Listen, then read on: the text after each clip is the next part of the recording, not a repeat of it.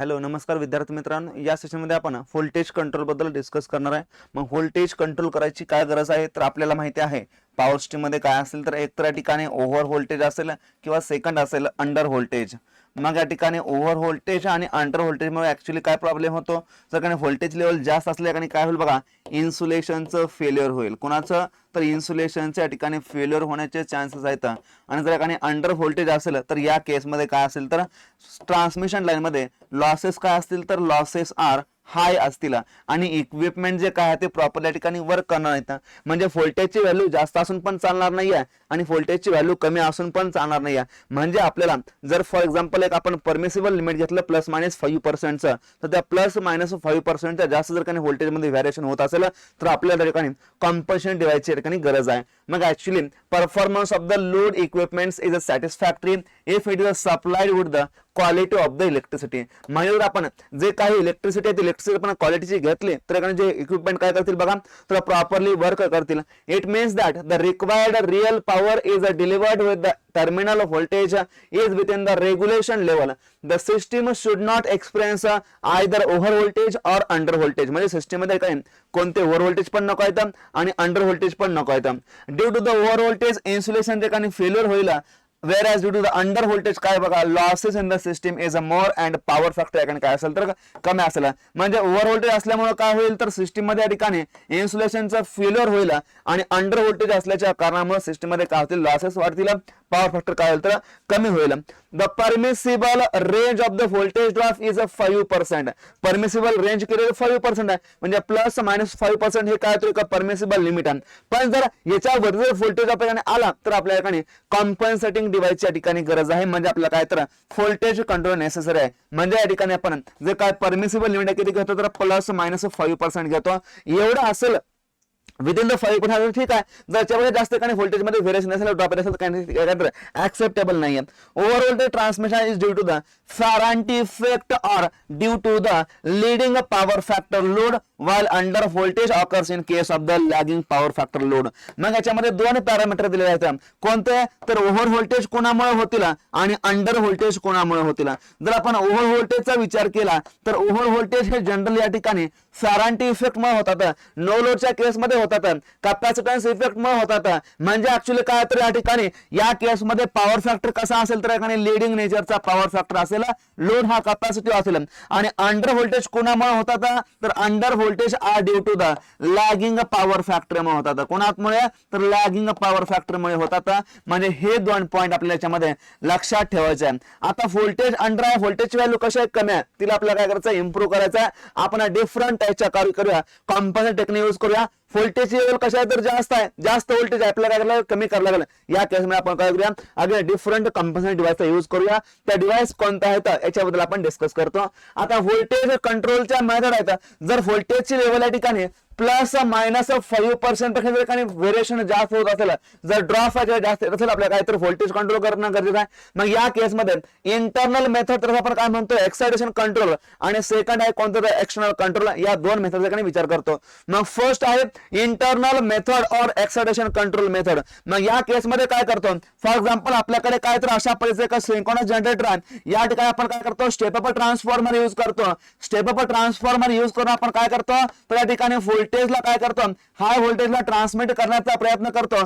For example आपल्याकडे काय असतील तर अशा पद्धतीच्या काय असतील बघा, वेरियस ठिकाणी ट्रान्समिशन लाईन असतील। फॉर एक्झाम्पल आपण लाईन नंबर 1 म्हणूया, याला आपण लाईन नंबर 2 असं म्हणूया, या ठिकाणी आपण काय म्हणूया लाईन नंबर 3 असं म्हणूया। म्हणजे लाईन नंबर 1 आहे, लाईन नंबर 2 आहे आणि लाईन नंबर 3 आहे। फॉर एक्झाम्पल आपल्याला लाईन नंबर 1 चं व्होल्टेज कंट्रोल करायचं आहे। या ठिकाणी हा काय तर या ठिकाणी अल्टरनेटर आहे, सिंक्रोनस मशीन आहे। या ठिकाणी आपल्याला लाईन नंबर 1 चं व्होल्टेज कंट्रोल करायचं आहे। एक्साइटेशन कंट्रोल और इंटरनल कंट्रोलचा मिनिंग काय असतो की जो काय ठिकाणचा अल्टरनेटर आहे याचं काय करायचं आपल्याला एक्साइटेशन चेंज करायचं आहे। जर याचं एक्साइटेशन आपण चेंज केलं तर या ठिकाणी काय होईल बघा, या ठिकाणी ह्या जे काय लाईन आहे ह्या लाईन या बसला कनेक्ट केलेला आहे। जर आपण फक्त अल्टरनेटरचं व्होल्टेज चेंज करत असेल तर या ठिकाणी सगळ्या लाईनचं काय होईल तर व्होल्टेज मध्ये चेंज होईल। म्हणजे ऍक्च्युअली आपल्याला करायचं होतं या ठिकाणी लाईन नंबर 1 चं, पण आपण एक्साइटेशन मशीनचं चेंज केल्याच्या कारणामुळे काय झालं तर या सर्व लाईनचं व्होल्टेज चेंज झालं। म्हणजे हे ऍक्सेप्टेबल आहे का तर या ठिकाणी ऍक्सेप्टेबल नाही आहे। म्हणजे controlling the voltage of any transmission line by the controlling the expression of alternator will also changes the voltage of the other line also, so the voltage control by the control controlling the acceleration of the alternator is not acceptable. हे acceptable आहे का? तर नाही आहे. आता हे acceptable नाही आहे म्हणजे इंटरनल मेथड आपण कंट्रोल केलं तर काय होतं ड्रॉबॅक. तर ह्याचा ड्रॉबॅक आहे की आपण करायला गेलो एकाच चेंज पण झालं कुणाचं? सर्वांचं चेंज झालं. म्हणून आपण काय करतो तर एक्सटर्नल मेथडचा यूज करण्याचा प्रयत्न करतो. म्हणजे आपल्याला जसं या ठिकाणी व्होल्टेज कंट्रोल करायचं आहे त्याच ठिकाणी काय करायचं आपण तर कंपल्सरिंग डिव्हाइस यूज करायचा, कंट्रोलिंग डिव्हाइस काय करायचा यूज करायचा. In this method the voltage at required buses will be controlled by the placing a separate compensating device in the system such that the other bus voltage will not be affected. Generally the magnitude of the voltage will be the controlled by the doing reactive power compensation in the power network. म्हणजे actually आपल्याला voltage control करायचं आहे का तर yes आपण voltage control करण्यासाठी काय करतो तर जे काय या ठिकाणी रिएक्टिव्ह पॉवर आहे का क्यू या रिएक्टिव्ह पॉवरला काय करतो आपण फ्लोला कंट्रोल करतो. म्हणजे रिएक्टिव्ह पॉवरचा फ्लो कंट्रोल केला की आपल्याला काय होईल तर व्होल्टेज मॅग्नेट चेंज होईल. आपण हे काय करतो तर एक्सटर्नल मेथडमध्ये करतो. आता या ठिकाणी आपल्याला एक फिगर दाखवलेला आहे त्याच्यामध्ये काय केलंय तर रिएक्टिव्ह पॉवरच्या फ्लोला या ठिकाणी कंट्रोल केलेला आहे आणि या ठिकाणी पॉवर फॅक्टर इम्प्रूव्ह केला. याच्याबद्दल आपण काय करूया डिस्कस करूया. Different types of the components equipments कोणते कोणते आहेत तर फर्स्ट आहे शंट कॅपॅसिटर, त्यानंतर आहे शंट इंडक्टर, सिरीज कॅपॅसिटर आहे, सिंक्रोनस कॅपॅसिटर आहे, त्यानंतर सिंक्रोनस इंडक्टर आहे, सिंक्रोनस फेज मॉडिफायर तर आपण काय म्हणतो तर फेज ऍडव्हान्सर असं म्हणतो. आता याच्यामध्ये जे काय फर्स्ट 3 आहेत कोणते तर हे फर्स्ट वाले 3 यांना आपण काय म्हणतो तर स्टॅटिक डिव्हाइस असं म्हणतो कारण याच्यामध्ये कोणत्याही प्रकारचा या ठिकाणी रोटेशनरी पार्ट नाही आहे. आणि हे जे काय लास्टचे 3 आहेत यांना आपण काय म्हणतो तर यांना आपण डायनॅमिक डिव्हाइस और सिंपल आपण डायनॅमिक कंट्रोल असं म्हणतो. काय म्हणतो डायनॅमिक डिव्हाइस और डायनॅमिक कंट्रोल असं म्हणतो. म्हणजे त्यामध्ये कोणत्याही ठिकाणी रोटेटिंग पार्ट नाही त्याला म्हणतो आपण स्टॅटिक. आणि सेकंडच्या केसमध्ये सिंक्रोनस कॅपॅसिटर आहे, सिंक्रोनस इंडक्टर आहे, सिंक्रोनस फेज मॉडिफायर आहे. म्हणजे ऍक्च्युअली काय तर हे सिंक्रोनस मोटर आहे जे काय आपण ओव्हरक्स मध्ये काही ठिकाणी वर्क करतो कधी इंडक्शन मध्ये त्याला आपण काय म्हणतो तर आपण सिंक्रोनस कॅपॅसिटर, सिंक्रोनस इंडक्टर आणि सिंक्रोनस फेज मॉडिफायर याच्यामध्ये रोटेटिंग पार्ट म्हणून आपण काय म्हणतो तर डायनॅमिक कंट्रोल किंवा डायनॅमिक डिव्हाइस असं म्हणतो. Any no load over excited synchronous machine त्या सिंक्रोनस मशीन मध्ये पण कोण असेल तर सिंक्रोनस मोटर असेल. म्हणजे any no load over excited synchronous motor will act as a synchronous capacitor. म्हणजे कोणते सिंक्रोनस मोटर घ्या तिला कोणताही लोड देऊ नका आणि तिला ओव्हर एक्साइटेशन मोड मध्ये अप्रोच करा आपल्याकडे काय भेटेल तर सिंक्रोनस कॅपॅसिटर भेटेल. नेक्स्ट आहे any no load under excitation synchronous machine. Again याच्यामध्ये काय तर ही मोटर आहे will act as a synchronous inductor. म्हणजे अगेन काय करा तर no load synchronous motor operating at under acceleration mode act as काय म्हणून तर सिंक्रोनस इंडक्टर म्हणून काय होईल तर ऍक्ट होईल. म्हणजे या ठिकाणी सिंक्रोनस कॅपॅसिटर आणि सिंक्रोनस इंडक्टर याच्यामध्ये डिफरन्स काय आहे तर याच्यामध्ये काय तर सिंक्रोनस मोटरच आहे, याच्यामध्ये पण काय सिंक्रोनस मोटर आहे, इथं पण काय सिंक्रोनस मोटर आहे. हे पण काय करते बघा नो लोडला ऑपरेट होते, ह्या पण काय करतोय नो लोडला ऑपरेट होते. याच्यामध्ये एक्साइटेशन कोणतं आहे तर ओव्हर एक्साइटेशन आहे, याच्यामध्ये कोणत्या तरी ठिकाणी अंडर एक्साइटेशन आहे. कोणतं अंडर एक्साइटेशन आहे. दोघांमधला फक्त हाच डिफरन्स आहे. हा झाला का सिंक्रोनस कॅपॅसिटर आणि हा झाला या ठिकाणचा सिंक्रोनस इंडक्टर आपण एसएल असं म्हणूया. हा काय तर सिंक्रोनस इंडक्टर आहे. आता याचे सिंक्रोनस मोटर आहे. सिंक्रोनस मोटर हा कसा तर याच्यामध्ये रोटेटिंग पार्ट आहे म्हणून तर आपण काय म्हणतो तर डायनॅमिक कंट्रोल और डायनॅमिक डिव्हाइस असं म्हणतो. The voltage drop in a transmission line is IZ.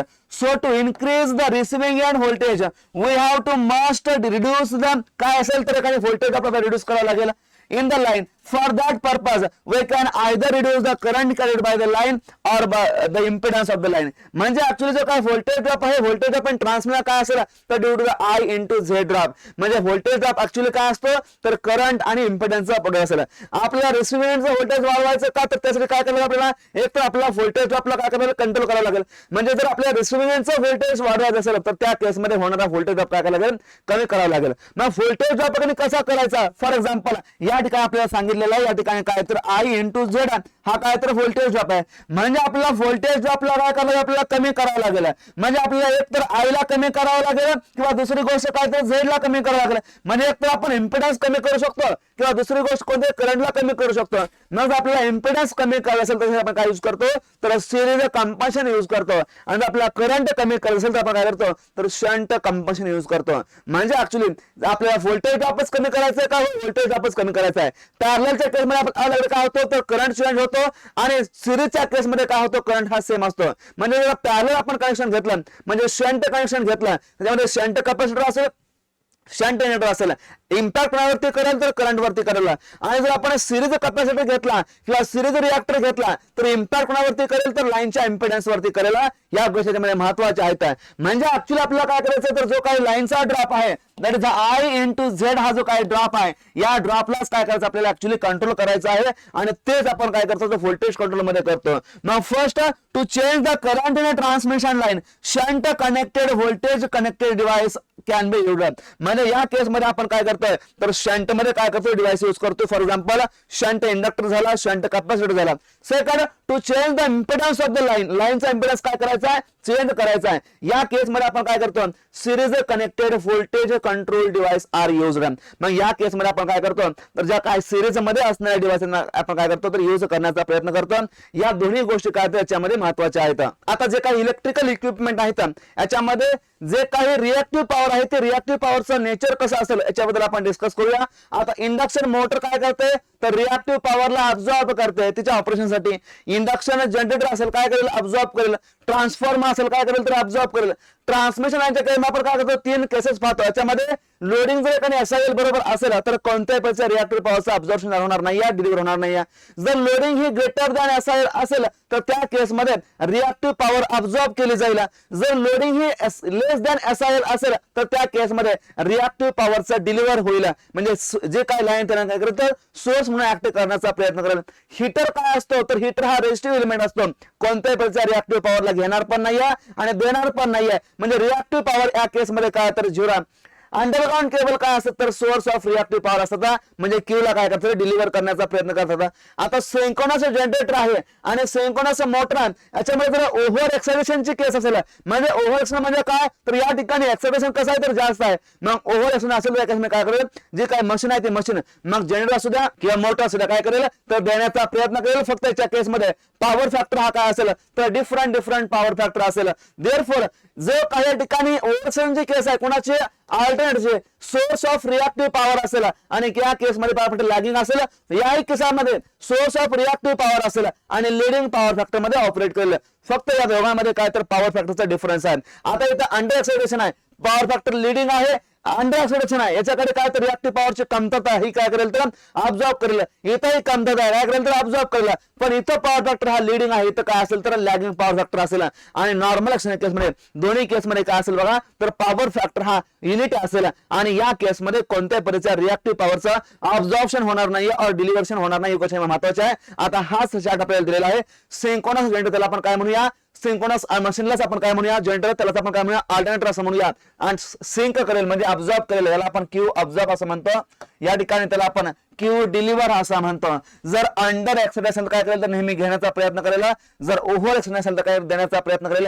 फक्त पॉवर फॅक्टर इथं कसं आहे तर लीडिंग आहे अंडरच्या केसमध्ये आणि मोटारच्या केसमध्ये काय तर इथं पॉवर फॅक्टर हा लॅगिंग आहे. इथं तर पॉवर फॅक्टर हा लॅगिंग आहे कुठं तर ओव्हर केसमध्ये. इथं कसं आहे तर लीडिंग आहे. फक्त हा दोघांमध्ये काय तर बेसिक डिफरन्स आहे.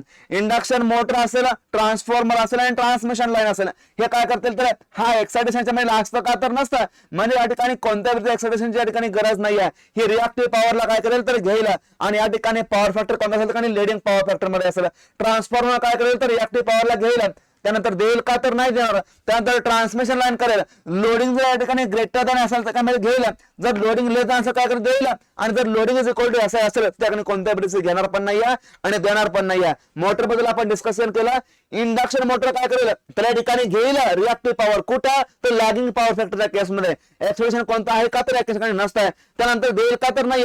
हीटर काय आहे तर प्युअर रेजिस्टिव्ह एलिमेंट्स आहे. कोणत्या परिस्थिती रिएक्टिव्ह पॉवर घेईल का तर हीटर हा कोणत्या परिस्थिती रिएक्टिव्ह पॉवर घेणार नाही कारण हा प्युअर रेजिस्टिव्ह एलिमेंट्स आहे. हे काय तर आपल्याकडे मेन महत्वाचं आहे. For the case of a transmission line we considering delivering and absorbing reactive power from the sending end. आपण कुठे घेतो तर सेंडिंग एंड पासून घेतो. या क्वेश्चनमध्ये महत्वाचं आहे रिएक्टिव्ह पॉवर कोण घेईल तर रिएक्टिव्ह पॉवर कडे मशीन घेईल सिंक्रोनस असेल, इंडक्शन मोटर या ठिकाणी घेईल, जनरेटर घेईल, ट्रान्सफॉर्मर घेईल, ट्रान्समिशन लाईन घेईल.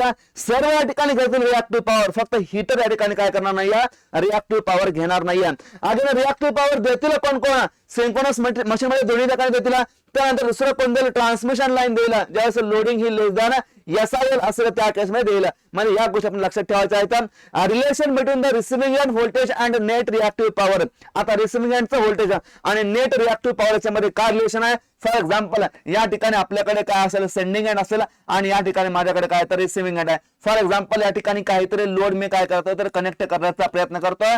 फॉर एक्झाम्पल या ठिकाणी सेंडिंग एंडला असेल काय तर सेंडिंग एंडचा व्होल्टेज, सेंडिंग एंडचा करंट आणि सेंडिंग एंडचे काय असेल तर अपरंट पॉवर असेल. For example S is equal to P plus JQ. त्याला आपण काय म्हणूया, कॉम्प्लेक्स पॉवर असं म्हणूया. याला तर सेंडिंग एंड लावणार मी काय म्हणतो, त्याला PS आणि QS असं म्हणतो. आता या ठिकाणी लोड आहे, लोडची पॉवर काय असेल तर या ठिकाणी complex power is equal to simply काय असेल तर P लोड प्लस जे या ठिकाणी आपण काय करतोय तर Q लोड घेण्याचा प्रयत्न करतोय, कॉम्प्लेक्स पॉवर आहे. आता मी काय या ठिकाणी अझम्पशन करतोय बघा, जे काही पॉवर या ठिकाणी रिसिव्हिंग एंडला येते, फॉर एक्झाम्पल या ठिकाणी काय असेल तर VR असेल, या ठिकाणी काय असेल तर IR असेल, या ठिकाणी QR असेल आणि या ठिकाणी काय असेल तर PR असेल.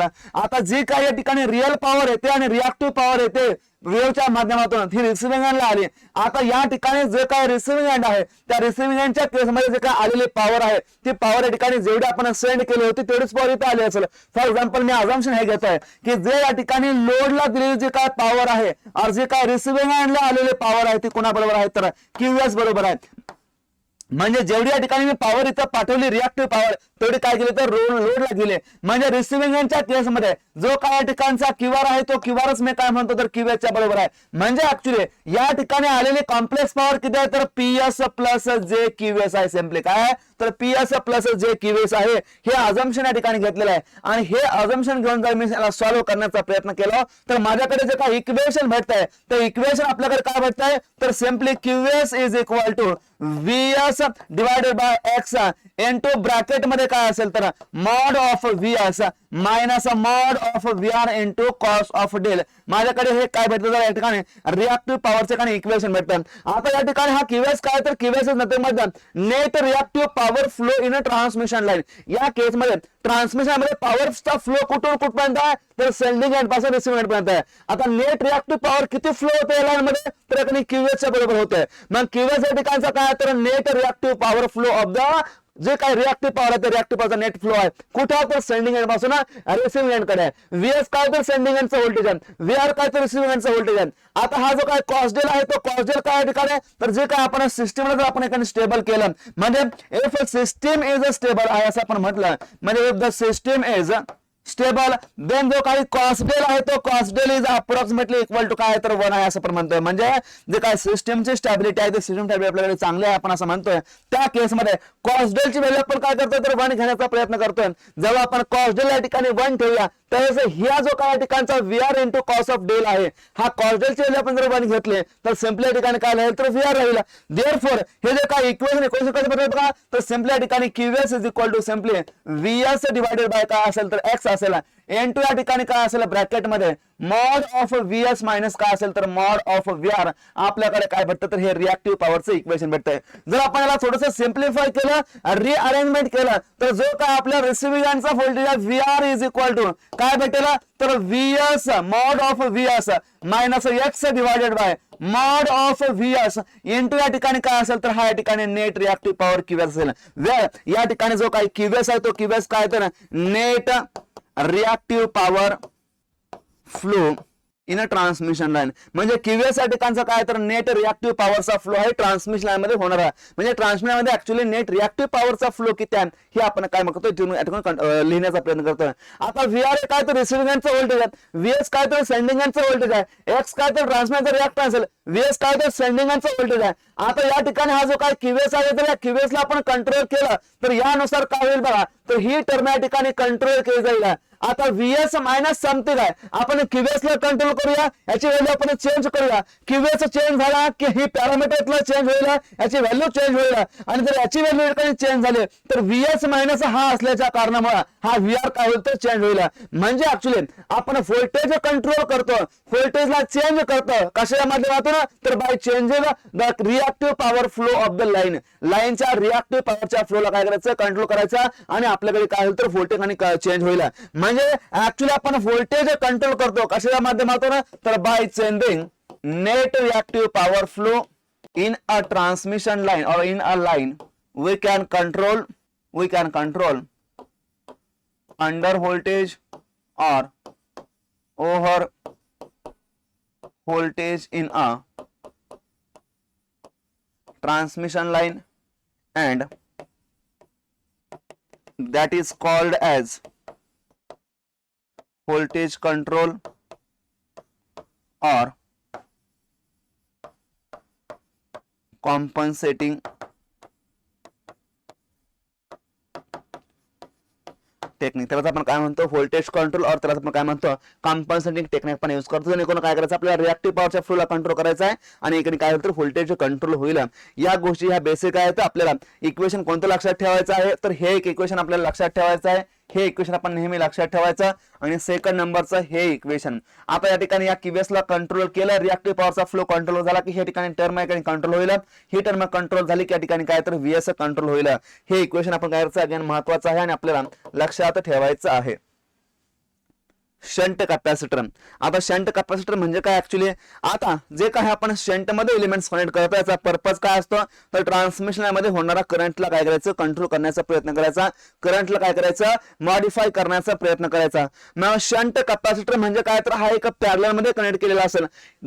It will control the under voltage in a system. हा ऍक्च्युली काय करेल तर सिस्टम मध्ये होणाऱ्या अंडर व्होल्टेजला कंट्रोल करण्याचा प्रयत्न करेल. आता हे जे काय अंडर व्होल्टेज आहे हे अंडर व्होल्टेज येतात कोणामुळे, तर due to the lagging power factor, due to the lagging power फॅक्टरच्या लोडमुळे येतात. कोणामुळे, तर लॅगिंग पॉवर फॅक्टर लोडमुळे. आता लॅगिंग पॉवर फॅक्टर लोड हा कोणाचा असेल, फॉर एक्झाम्पल असेल इंडक्टिव्ह लोडचा. कोणाचा असेल, तर इंडक्टिव्ह लोडचा असेल ना, दुसरा कोणाचा असणार आहे. म्हणजे लॅगिंग पॉवर फॅक्टर आहे कोणामुळे येतोय, तर इंडक्टिव्ह लोडमुळे येतोय. म्हणजे शंट कॅपॅसिटरचा पर्पज काय, तर सिस्टम मध्ये जे काय अंडर व्होल्टेज आहेत, व्होल्टेजची लेवल रिसिव्हरला काय तर कमी आहे, तिला काय करायचं इन्क्रीज करायचं आहे, तिला काय करायचं बूस्ट करायचं आहे. आपण यूज कोणाला करूया, शंट कॅपॅसिटर करूया. It will modify the current carried by the line. लाईनने कॅरी केलेला करंटला या ठिकाणी मॉडिफाय केलेला, कसा केलेला याच्याबद्दल मी सांगतो. It will reduce the voltage drop in a transmission line due to the modification in a current of the transmitter. आता व्होल्टेज ड्रॉप याने मॉडिफाय होईल का, तर होईल का, कारण voltage drop is equal to simply काय तर I इंटू झेड आहे. आता करंटला या ठिकाणी मॉडिफाय करतोय, करंट चेंज झाला की व्होल्टेज ड्रॉप चेंज होईल का, तर या ठिकाणी होईल. व्होल्टेज ड्रॉप कमी झाला की रिसिव्हिंग एंडचं व्होल्टेज वाढेल का, तर ऑटोमॅटिकली वाढेल. सेंडिंग एंडचं व्होल्टेज मायनस रिसिव्हिंग एंडचं व्होल्टेज इज इक्वल टू काय असेल तर व्होल्टेज ड्रॉप असेल. आता रिसिव्हिंग एंडला व्होल्टेजला जास्त पाहिजे, काय करायला आपल्याला व्होल्टेज ड्रॉपला कमी करायला लागेल. म्हणजे ऍक्च्युली करंटला कमी करायला लागेल. Leading power factor current drawn by the capacitor compensate lagging current drawn by the load. आता या ठिकाणी जो काय लोड असतो, लोक असतो बघा इंडक्टिव्ह लोड असतो. आता इंडक्टिव्ह लोड मध्ये जो काय या ठिकाणी करंट काढत असतो तर लॅगिंग करंट असतो. आता जो काय या ठिकाणी लॅगिंग करंट त्याला कॉम्पन्सेट करायचा आहे, आपल्याला काय करायला लागेल, तर त्याला कॉम्पन्सेट करणारा, त्याला अपोज करणारा, त्याच्या विरुद्ध पॅरामीटर पाहिजे. कोणता असेल तर काय सो काय लीडिंग पॉवर फॅक्टरचा करंट आहे कोणाचा, तर कॅपॅसिटन्सचा. काय करेल कॉम्पन्सेट करेल कोणाला, तर इंडक्टरला करेल.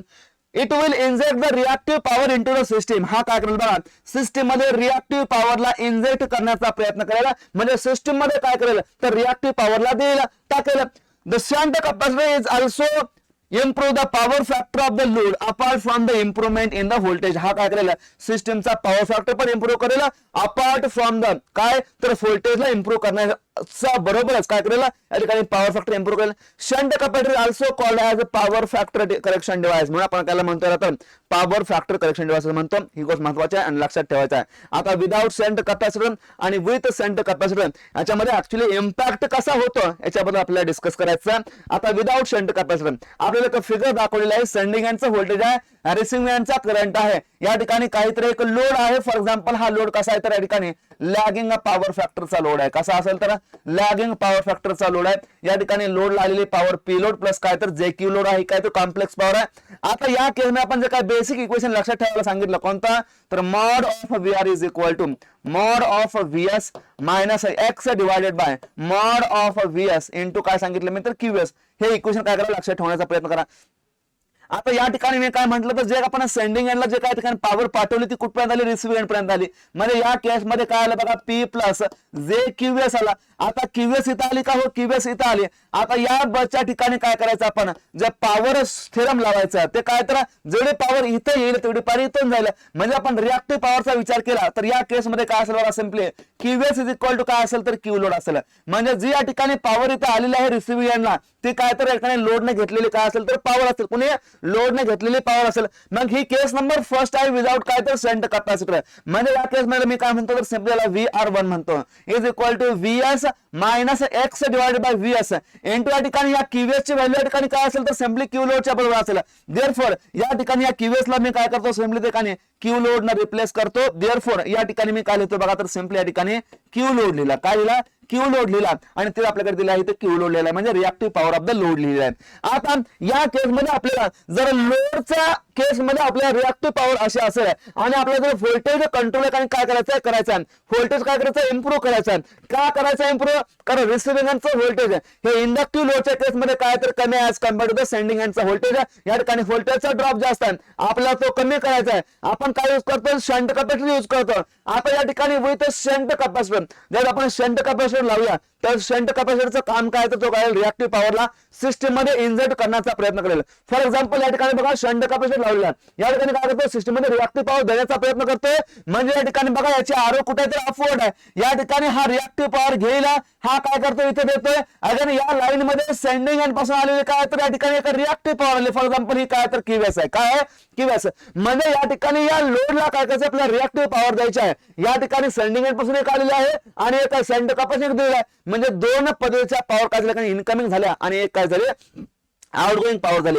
देअरफॉर या केस मध्ये जो काय ठिकाणचा क्यू लोड असेल तो Q load that is reactive power of load is equal to ही बाहेर जाते. आतमध्ये कोण कोण पॉवर देतं, एक तर ठिकाणी क्यूएस असेल आणि दुसरं असेल कोणाचे तर क्यू शंट कॅपॅसिटन्स असेल. कोणाचे तर क्यू शंट कॅपॅसिटन्सचे पॉवर असेल आपण सिंपली QSH ऑफ C असं म्हणूया. म्हणजे आपल्याकडे दोन रिएक्टिव्ह पॉवर झाल्या, एक तर सेंडिंग एंड पासून आलेली आणि दुसरी कोणाची तर काही शंट कॅपॅसिटन्सची आहे. म्हणजे ह्या लोडला आपण काय करतो, अशा पद्धतीच्या दोन पॉवर देण्याचा प्रयत्न करतोय. कोणत्या तर या ठिकाणी आलेला या क्यू लोडला. म्हणजे ऍक्च्युअली या ठिकाणी Q load is equal to काय आहे तर QS plus Q of shunt capacitance आहे. पण आपण जो काय बेसिक इक्वेशन पाहिला त्या बेसिक इक्वेशन मध्ये पण काय पाहिलं होतं तर सिंपली जो काय रिसिव्हिंग एंडचा व्होल्टेज आहे VR is equal to VS mod of VS minus X divided by काय तर VS इंटू आपण क्यूएस पाहिला होता. Where QS is nothing but काय होते तर या ठिकाणी आलेली नेट रिएक्टिव्ह पॉवर होती. काय होते तर नेट रिएक्टिव्ह पॉवर, म्हणजे क्यूएस हा काय तर नेट रिएक्टिव्ह पॉवरचा फ्लो आहे. आता या ठिकाणी नेट रिएक्टिव्ह पॉवर ही क्यू लोडची आहे का तर नाही आहे. ऍक्च्युअली नेट रिएक्टिव्ह पॉवरचा फ्लो या बस मध्ये आलेला क्यूएस सिंपली तर क्यूएस आहे. देअरफॉर या केस मध्ये क्यूएस ची व्हॅल्यू किती असेल तर simply QS is equal to असेल विच इज इक्वल टू काय असेल तर क्यू ऑफ शंट कॅपॅसिटन्स किंवा QS is equal to Q of load minus काय असेल तर क्यू ऑफ शंट कॅपॅसिटन्स असेल. काय तर क्यू ऑफ शंट कॅपॅसिटन्स असेल. म्हणजे ऍक्च्युअली आपल्याला काय भेटले तर या ठिकाणी नेट रिएक्टिव्ह पॉवर भेटली. म्हणजे या केस मध्ये बघा नेट रिएक्टिव्ह पॉवरचा फ्लो कसा झाला बघा, क्यू चा load minus Q of shunt capacitance. Reactive power कमी झाली का तर झाली. आता ही जी काय क्यूएस ची व्हॅल्यू आहे का जो काय आपण बेसिक फॉर्म्युला पाहिला त्या बेसिक फॉर्म्युला आपण टाकली तर या ठिकाणी बघा या ठिकाणी क्यूए दिला Q load minus shunt capacitance VR2 second number case मध्ये रिस्पॉन्स व्होल्टेज काय वाटतं बघा तर VS minus X divided by VS into Q of load minus Q of shunt capacitance. म्हणजे ऍक्च्युअली आपल्याला इक्वेशन कसं भेटतंय मी या ठिकाणी सांगण्याचा प्रयत्न करतो. सेकंड नंबरची equation VR2 is equal to mod of VS minus X divided by mod of VS into इथे काय होता तर क्यूएस होता. या क्यूएस ची व्हॅल्यू आपल्याकडे काय आली आता तर QS is equal to simply आला आपल्याकडे क्यू ऑफ लोड मायनस काय आला तर क्यू ऑफ शंट कॅपॅसिटन्स आला. ही झाली सेकंड नंबरच्या केस मधली पॉवर. आता व्होल्टेज इज इक्वल टू थोडं सिम्प्लिफाय करूया. VS minus X divided by काय केलं आणि तर आपण VS केलं हे मॉड मध्ये झालं इंटू या ठिकाणी हा काय आला तर क्यू लोड आला. काय आला क्यू लोड आला. याला मी काय करतो सेपरेट मल्टिप्लाय करतो. आता इथलं मायनस आहे इथलं मायनस आहे काय समजेल तर प्लस होईल. काय होईल तर x divided by mod of VS into या ठिकाणी काय होईल तर क्यू ऑफ शंट कॅपॅसिटन्स काय असेल तर क्यू ऑफ शंट कॅपॅसिटन्स. म्हणजे ऍक्च्युअली काय झालं बघा हे जे काय फर्स्ट टर्म आले का ही फर्स्ट टर्म कोणती आहे तर ही फर्स्ट टर्म आपण आताच पाहिली होती. कोणते होते? तर याला आपण सिम्पली म्हणतो VR1. काय तर हे VR1. सर असं काय VR1? कारण आपण VR1 कुठे पाहिलं होतं? इथं पाहिलं होतं. VR1 is equal to VS minus X by VS into काय होतं? क्यू लोड होतं. तेच इथं आहे का? तर हो तेच इथं आहे. म्हणजे फर्स्ट केस मध्ये रिसिव्हिंगचं व्होल्टेज या ठिकाणी प्लस समथिंग आहे. आता हे समथिंग काय आहे? तर x divided by mod of VS into काय त्या ठिकाणी क्यू ऑफ शंट कॅपॅसिटन्स आहे. म्हणजे ऍक्च्युली सेकंड नंबरच्या केस मधलं जे काय व्होल्टेज आहे when we added or when we add a shunt capacitance त्या केस मध्ये जे काय रिसिव्हिंग एंडचं व्होल्टेज कसं भेटतंय तर VR1 पहिल्या केसच्या व्होल्टेज कसं भेटतंय तर समथिंग आणि ऍडिशन मध्ये भेटतंय. म्हणजे ऍक्च्युली या केस मध्ये काय आहे तर या केस मध्ये actually VR2 is a greater than VR1 होतंय का तर या ठिकाणी होतंय. म्हणजे हा VR1 काय होतं तर कमी होता पहिल्या नंबरच्या केस मध्ये. दुसऱ्या नंबरच्या केस मध्ये रिसिव्हिंग व्होल्टेज इंप्रूव्ह झालं का तर या ठिकाणी झालं. म्हणजे ऍक्च्युली आपण काय करतोय तर हा जो काय रिएक्टिव्ह पॉवर आहे डिलिव्हर केलेली शंट कॅपॅसिटरनं ती रिएक्टिव्ह पॉवर मध्ये काय होतं ऍक्च्युली तर रिसिव्हिंगच्या व्होल्टेज मध्ये चेंज होतं का तर या ठिकाणी होतंय. म्हणजे आपण काय करतो रिएक्टिव्ह पॉवरच्या फ्लोला चेंज करून आपण काय करतो ऍक्च्युली तर रिसिव्हिंगचं व्होल्टेज मॉडिफाय करण्याचा प्रयत्न करतो आणि हे करतो कोणाच्या माध्यमातून तर शंट कॅपॅसिटरच्या माध्यमातून. म्हणजे या केस मध्ये व्होल्टेज कमी होतं लॅगिंग पॉवर फॅक्टर लोड पहिल्या केस मधलं पण आपण काय केलं शंट कॅपॅसिटर ऍड केला त्यामुळे काय झालं व्होल्टेज इंप्रूव्ह झालं का तर या ठिकाणी व्होल्टेज इंप्रूव्ह झालं. हे काय तर इथलं बेसिक आहे. या गोष्टी याच्यामध्ये आपल्याला लक्षात ठेवायच्या आहेत आणि महत्त्वाचं आहे तेच आपल्या एकाने दिलेलं आहे. जो काय VR2 तो VR2 काय इंप्रूव्ह झाला but it is economical to have VR2 ची व्हॅल्यू या ठिकाणी कशी पाहिजे तर लेस दॅन सेंडिंग व्होल्टेज पाहिजे का तर या ठिकाणी लेस दॅन सेंडिंग एंड पाहिजे. आणि शंट कॅपॅसिटर आपण काय करतो पॉवर फॅक्टर इम्प्रूव्हमेंट म्हणून दिवस पण काय करतो यूज करण्याचा प्रयत्न करतो. प्रॅक्टिकली शंट कॅपॅसिटर जो काय आहे तो काय तर पॉवर फॅक्टर करेक्टिंग डिव्हाइस आहे. काय तर पॉवर फॅक्टर करेक्टिंग डिव्हाइस आहे. ही गोष्ट आपल्यामध्ये महत्वाची आहे. जर आपल्याला V2 ला VH च्या बरोबर आणायचं असेल तर त्या केसमध्ये जे काय रिएक्टिव्ह पॉवरचे रिक्वायरमेंट कसे तर लार्ज आहे कसे तर लार्ज आहे आणि लार्ज रिएक्टिव्ह पॉवरचे रिक्वायरमेंट असेल आपल्याला कॅपॅसिटी व्हॅल्यू कसं लागेल तर जास्त लागेल आणि या ठिकाणी काय तर कॉस्ट सुद्धा कसेल जास्त असेल. म्हणजे प्रॅक्टिकली शंट रिएक्टर जो काय आहे तो काय तर पॉवर फॅक्टर करेक्टिंग डिव्हाइस आहे और पॉवर फॅक्टर करेक्शन डिव्हाइस आहे. ही गोष्ट आपल्यामध्ये लक्षात ठेवायची आहे. आता पॉवर फॅक्टर इम्प्रूव्ह करतो म्हणजे ऍक्च्युली तो करतो तर काय तर फॉर एक्झाम्पल या फिगर मध्ये बघा याला आपण म्हणतो काय तर फेजर डायग्राम आहे. हे काय त्या ठिकाणचे फेजर डायग्राम आहे. या केस मध्ये आपण काय म्हटलं लोड हा कसा आहे तर लॅगिंग पॉवर फॅक्टरचा लोड आहे. म्हणजे ऍक्च्युली जो काही लोड आहे तो लोड कसा आहे लॅगिंग पॉवर फॅक्टर लोड आहे. लॅगिंगच्या केस मध्ये जे काही ठिकाणचं व्होल्टेज आहे फॉर एक्झाम्पल आपण VR म्हणूया पहिल्या केस मधलं करंट काय असेल तर फॉर एक्झाम्पल या I1 ना काय करतो लॅग करतो म्हणजे हा काय तर करंट आहे अँगल काय त्या ठिकाणचा ∅1 हा काय तर अँगल आहे. म्हणजे या ठिकाणी हे पहिल्या केस मधलं व्होल्टेज झालं विदाउट द शंट कॅपॅसिटर. आपण काय केलं शंट कॅपॅसिटर लावला व्होल्टेजची व्हॅल्यू काय होईल तर वाढेल. शंट कॅपॅसिटर मी ज्यावेळेस लावतो त्यावेळेस व्होल्टेजची व्हॅल्यू काय होते कारण इन्क्रीज होते. याला आपण काय म्हणूया VR2 म्हणूया. आता ज्यावेळेस मी शंट कॅपॅसिटर लावूया त्यावेळेस या VR2 ला हा जो काय कॅपॅसिटर तो काय करेल तर लीड करण्याचा प्रयत्न करेल किती ना तर काय 90 डिग्री ना. म्हणजे हा या ठिकाणी काय असेल तर कॅपॅसिटरचा या ठिकाणी लीडिंग करंट असेल याला काय करेल तर लॅगिंग करंटला कॉम्पन्सेट करण्याचा प्रयत्न करेल. आता हा झाला या ठिकाणचा काय तर कॅपॅसिटरचा करंट झाला. देअरफॉर हा जो काय करंट काय करेल तर या करंटला कॉम्पन्सेट करण्याचा प्रयत्न करेल.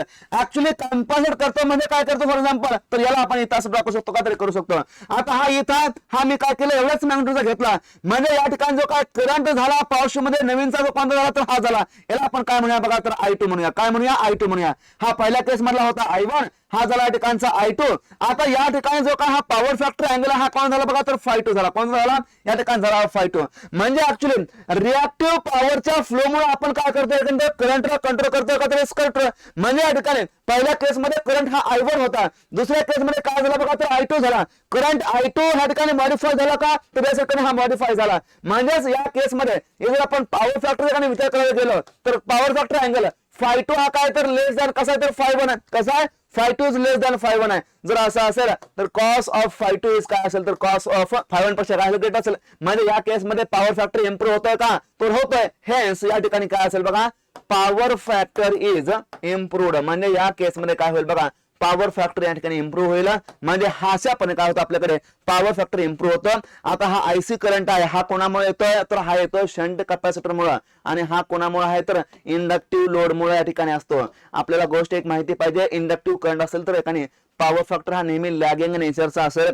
या ठिकाणी महत्वाचा पॉईंट आहे आणि तेच आपल्याला या ठिकाणी या फिगर मध्ये दाखवलेलं आहे. या फिगर मध्ये the improved power factor will reduce the KVA demand of the consumer so the fixed tariff will reduce due the shunt capacitor there is no change in the real power demand मध्ये कोणत्याही ठिकाणी change होणार नाही आहे। इथे बघा जो काय phi2 आहे तो phi2 काय तर लेस दॅन phi1 आहे, त्याचा आपण काय केलं आता डिस्कस केलं। हेन्स कॉस ऑफ phi2 काय होतं greater than cos of phi1 होईल।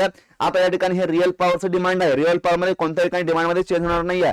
आता या ठिकाणी पहिल्या केस मध्ये अपरंट पॉवर होते, या ठिकाणी पहिल्या केस मध्ये काय होती तर आपल्याकडे असणारी रिएक्टिव्ह पॉवर Q1 होती। आता या रिएक्टिव्ह पॉवरच्या फ्लोला आपण काय केलं कंट्रोल करण्याचा प्रयत्न केला, मग नेट रिएक्टिव्ह पॉवर काय झाली बघा, net reactive power is equal to जर आपण QS म्हणलं काय झाले बघा तर Q लोड मायनस या ठिकाणी Q ऑफ शंट कॅपॅसिटन्स झाले, म्हणजे actually net reactive power control झाले का तर झाले।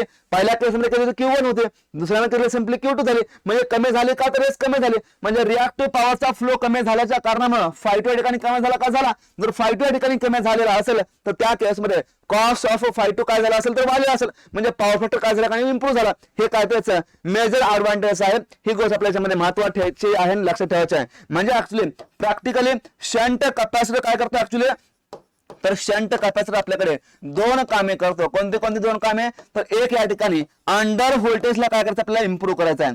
अंडर व्होल्टेज इज इम्प्रूव्ड म्हणजे व्होल्टेज लेवलची वाढवतो का लेवल तर वाढवतो, आणि सेकंड नंबर काय करतो तर पॉवर फॅक्टर करेक्शन काय करतो पॉवर फॅक्टरला इम्प्रूव्ह करण्याचा प्रयत्न करतो।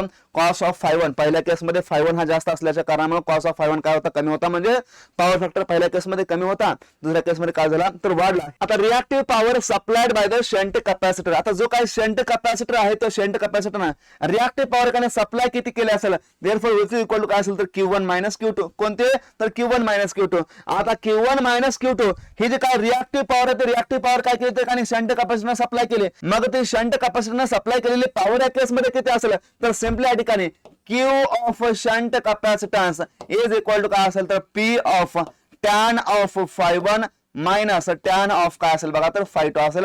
हा सिंपली फॉर्म्युला आपल्याला लक्षात ठेवायचा आहे, याच्यापेक्षा जास्त इथं लक्षात ठेवायचं नाही। If P is the three-phase real power consumed by the load, then the QSH is the reactive power required to be injected into the system by the capacitor bank. मग during the operation जे काय ठिकाणचे reactive power आहे simply पर phase मध्ये आपण विचार केला shunt कॅपॅसिटरचे तर काय असेल QSHC per phase is equal to simply काय असेल बघा तर या ठिकाणी VPH चा square voltage per phase divide by काय असेल तर या ठिकाणी XC पर फेज असेल, म्हणजे या ठिकाणी कॅपॅसिटिव्ह रिएक्टन्स पर फेज असेल। जर आपण 3 फेजचा विचार केला सिंपलीला काय करायचं 3 ने मल्टिप्लाय करण्याचा प्रयत्न करा, म्हणजे आपण capacitive reactive power in case of 3 phase केला तर सिंपली काय करा 3 ने मल्टिप्लाय करण्याचा प्रयत्न करा।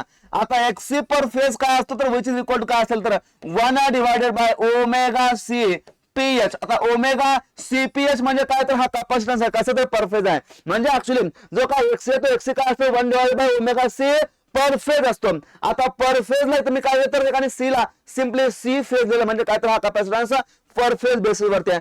देअरफॉर या फॉर्म्युला आपण एखादी व्हॅल्यू ठेवला QSHC इज इक्वल टू काय असेल 3 इंटू VPH चा स्क्वेअर म्हणजे पर फेजच्या व्होल्टेजचा स्क्वेअर इंटू या ठिकाणी ओमेगा असेल इंटू काय असेल तर CP असेल। आपल्याकडे काय भेटते तर 3 फेजच्या केस मधले हे रिएक्टिव्ह पॉवर भेटते। अगेन हे कशा आहे तर 3 फेजच्या केस मधले आहे। जर आपल्याला सिंगल फेज पाहिजे तर काय करायचं सिंपली इथला 3 काढा आणि व्होल्टेजचा स्क्वेअर इंटू ओमेगा इंटू काय करा CPH करा, म्हणजे याच्यावर आपल्याला एक गोष्ट समजते का जे काय शंट रिएक्टिव्ह शंट कॅपॅसिटर जे काय रिएक्टिव्ह पॉवर सप्लाय केलेला आहे तर QSHC ही डायलीपासून कोणा बघा तर व्होल्टेजच्या स्क्वेअरला म्हणजे फेज व्होल्टेजच्या स्क्वेअरला आहे, आणि अगेन काय तर हा ओमेगा म्हणजे काय तर फ्रिक्वेन्सी आहे, हे रेडियन पर सेकंड झाले पण नॅचरल फ्रिक्वेन्सी कसे तर हर्ट्ज मध्ये किती आहे तर F आहे। देअरफॉर हा व्होल्टेज तर प्रपोर्शनल आहेच त्याबरोबर कोणा तर फ्रिक्वेन्सीला सुद्धा प्रपोर्शनल आहे, म्हणजे ऍक्च्युअली हा जो काय रिएक्टिव्ह आपण काय करतो अशा आपण घेतो।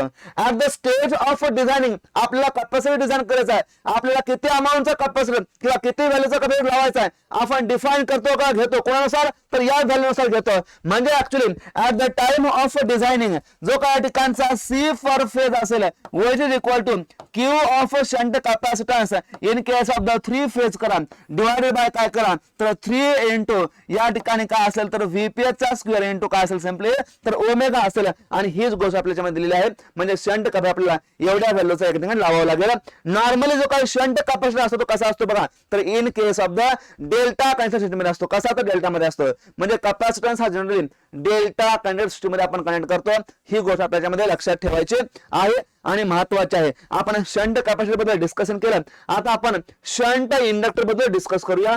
आता शंट इंडक्टर काय करतो, it is use to control the over voltage in transmission line. याचा उपयोग आपण कुठे करतो, तर ओव्हर व्होल्टेज जे काय होणार आहेत हे कोणामुळे होतील, तर due to the leading power factor load. कोणामुळे होतील, तर लिडिंग पॉवर फॅक्टरच्या लोडमुळे.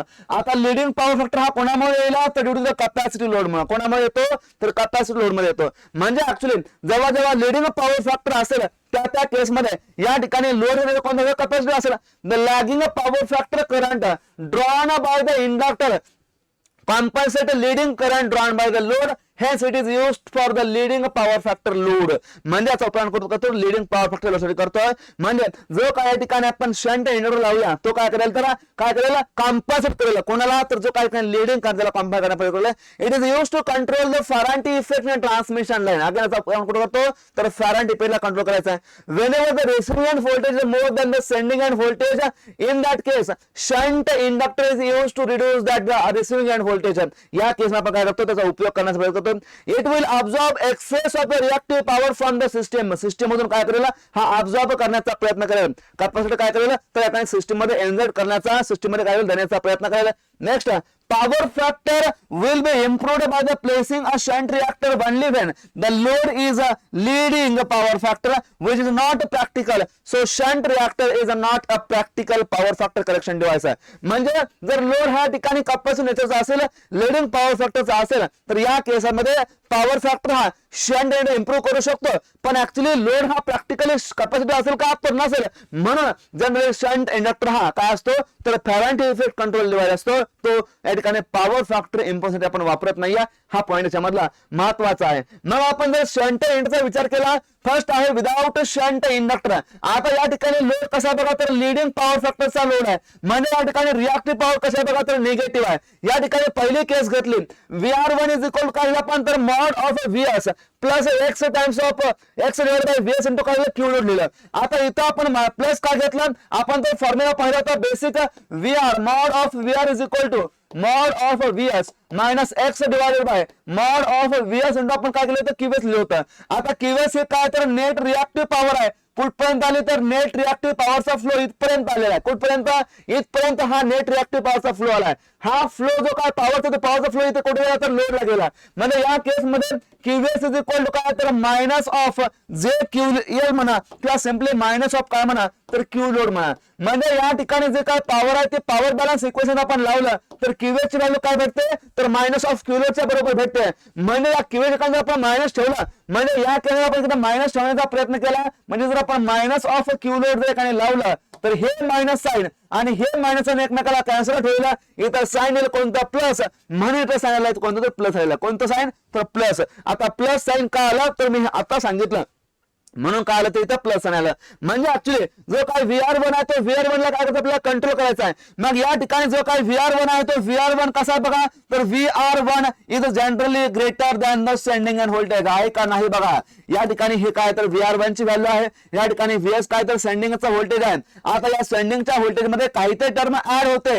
म्हणजे सेंडिंग एंड व्होल्टेज मध्ये जर काहीतरी टर्म ऍड होत असेल आणि रिसिव्हिंग एंड मध्ये व्होल्टेज भेटले कसं नक्की असेल. म्हणजे ऍक्च्युअली VR1 ची व्हॅल्यू कशा आहे, तर जास्त as compared to the sending end voltage. आणि याचं काय म्हणतो, त्याला आपण फॅरांटी इफेक्ट असं म्हणतो. काय म्हणतो, फॅरांटी इफेक्ट असं म्हणतो. हा कुणामुळे येतो, तर लिडिंग पॉवर फॅक्टरच्या लोडमुळे. कुणामुळे येतो, तर चार्जिंग करंटमुळे येतो. ही गोष्ट महत्वाची आहे, लक्षात ठेवायचं. जर आपण शंट इंडक्टर कनेक्ट केला, तर शंट इंडक्टर काय करतो, या ठिकाणी तर रिएक्टिव्ह पॉवरला अब्सॉर्ब करण्याचा प्रयत्न करेल. हा शंट इंडक्टर या ठिकाणी रिएक्टिव्ह पॉवर कोणते, तर QS आहे. हे काय, तर नेट रिएक्टिव्ह पॉवरचा फ्लो आहे. या ठिकाणी मायनस JQ लोड आहे. आणि या ठिकाणी शंट इंडक्टर काय करतो, जाण्याचा प्रयत्न करतो. जर पॉवर बॅलन्स आपण इथे लावला, तर सिम्पली या ठिकाणी QS इज इक्वल टू काय होईल बघा, हा इनकमिंग आहे. ह्या दोन्ही काय, तर आउटगोइंग आहेत.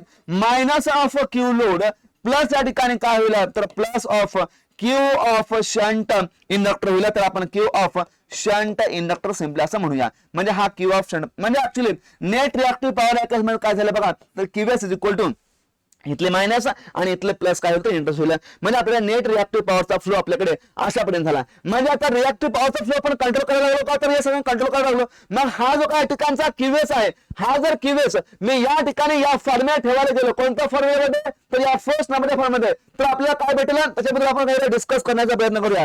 म्हणजे ऍक्च्युली जो काय आपल्याकडे फॉर्म्युला आहे केसमध्ये बेसिक फॉर्म्युला आहे तो काय लक्षात ठेवायचा आहे कोणता, तर simply VR is equal to mod of VS minus या ठिकाणी काय असेल तर x डिवाइडेड बाय काय असेल तर मॉड ऑफ VS इंटू या ठिकाणी QS. हा आपल्याकडे काय तर बेसिक फॉर्म्युला आहे. याला काय करायचं नेहमी लक्षात ठेवायचं. मी पुन्हा एकदा सांगतोय हा फॉर्म्युला सर्वांचा काही तोंडपाठ असणं गरजेचं आहे जर आपण व्होल्टेज कंट्रोल शिकत असेल तर. आता हा जो काही QS आहे तर QS आपण काय पाहिला तर QS is equal to minus of Q load plus of या ठिकाणी reactive power of the shunt inductor पाहिला कोणता तर शंट इंडक्टर पाहिला. जर आपण हा QS इथे ठेवण्याचा प्रयत्न केला देअरफॉर या ठिकाणी मॉड ऑफ VR. आता VR कुठल्या दुसऱ्या केस मधला म्हणजे ज्यावेळेस आपण काय करतो शंट इंडक्टर लावतो त्या केस मधले म्हणून VR ला VR2 लिहिलं वेज इक्वल काय बघा तर VS मायनस या ठिकाणी काय असेल तर x डिवाइडेड बाय काय असेल सिम्पली VS असेल. येत आता QS ठिकाणी काय होतं मी तर QS इज इक्वल टू काय असेल तर minus of Q load plus of Q of shunt inductor असेल काय असेल simply Q of shunt inductor असेल. आता मी फर्दर सॉल्व्ह करतोय काय होईल तर मॉड ऑफ VS. आता इथं मायनस आहे इथं मायनस आहे दोघांचा मायनस मायनस काय प्लस होईल म्हणजे plus of x divided by काय असेल सिम्पली VS असेल इंटू या ठिकाणी काय असेल Q लोड असेल कोणता Q लोड. आता या टर्मनं काय करतो मी आतमध्ये याला मल्टिप्लाय करतोय काय होईल x minus of x divided by VS into काय होईल तर Q ऑफ शंट होईल म्हणजे काय हे मायनस आहे हे प्लस आहे काय होईल काय तर मायनस होईल x divided by mod of VS into या ठिकाणी काय होईल तर Q ऑफ शंट इंडक्टर या ठिकाणी होईल. मग या ठिकाणी बघा VS plus x divided by VS into Q load. आता हे जे काय आपल्याकडे आलेलं आहे हे कोणती केस आलेली आहे तर आपल्याकडे आलेली ही फर्स्ट नंबरची केस आहे. म्हणजे actually mod of VR2 is equal to काय तर मॉड ऑफ VR1. अच्छा सॉरी मॉड ऑफ VR1 तुम्ही कुठून लिहिलं म्हणजे विदाउट शंट इंडक्टर जे आपल्याकडे रिसिव्हिंग एंडचं व्होल्टेज होतं कोणतं आलं होतं हेच आलं होतं का तर हेच बघा VR1 is equal to VS plus x by VS into काय तर Q लोड आहे. तेच इक्वेशन काय मी इथे लिहिलं म्हणजे ऍक्च्युली विदाउट शंट इंडक्टर जे व्होल्टेज आपल्याला इथं आला. आता इथं काय लिहितो मी तर मायनस लिहितो. आता इथं साइन हे कोणता आला तर मायनस साइन आला minus x divided by mod of VS into काय तर Q ऑफ शंट इंडक्टर आहे Q ऑफ शंट इंडक्टर आहे. म्हणजे ऍक्च्युली या केस मध्ये आपल्याकडे अर्थ काय झाला याचा मिनिंग काय झाला यावरून तर जे या ठिकाणचं VR2 आहे का ते VR2 काय आला बघा तर लेस दॅन VR1 आलं का नाही चेक करायचं आहे. या ठिकाणी व्हॅल्यू आहे ती VR2 ची त्यानंतर इथे व्हॅल्यू कोणाची VR1 ची आहे. आता या व्हॅल्यू मधून ही व्हॅल्यू काय होते मायनस होते म्हणजे आपण काय करतो रिएक्टिव्ह पॉवरच्या फ्लोला कंट्रोल करतोय आणि रिसिव्हिंग एंडचं व्होल्टेज काय करतोय बघा कंट्रोल करण्याचा प्रयत्न करतोय.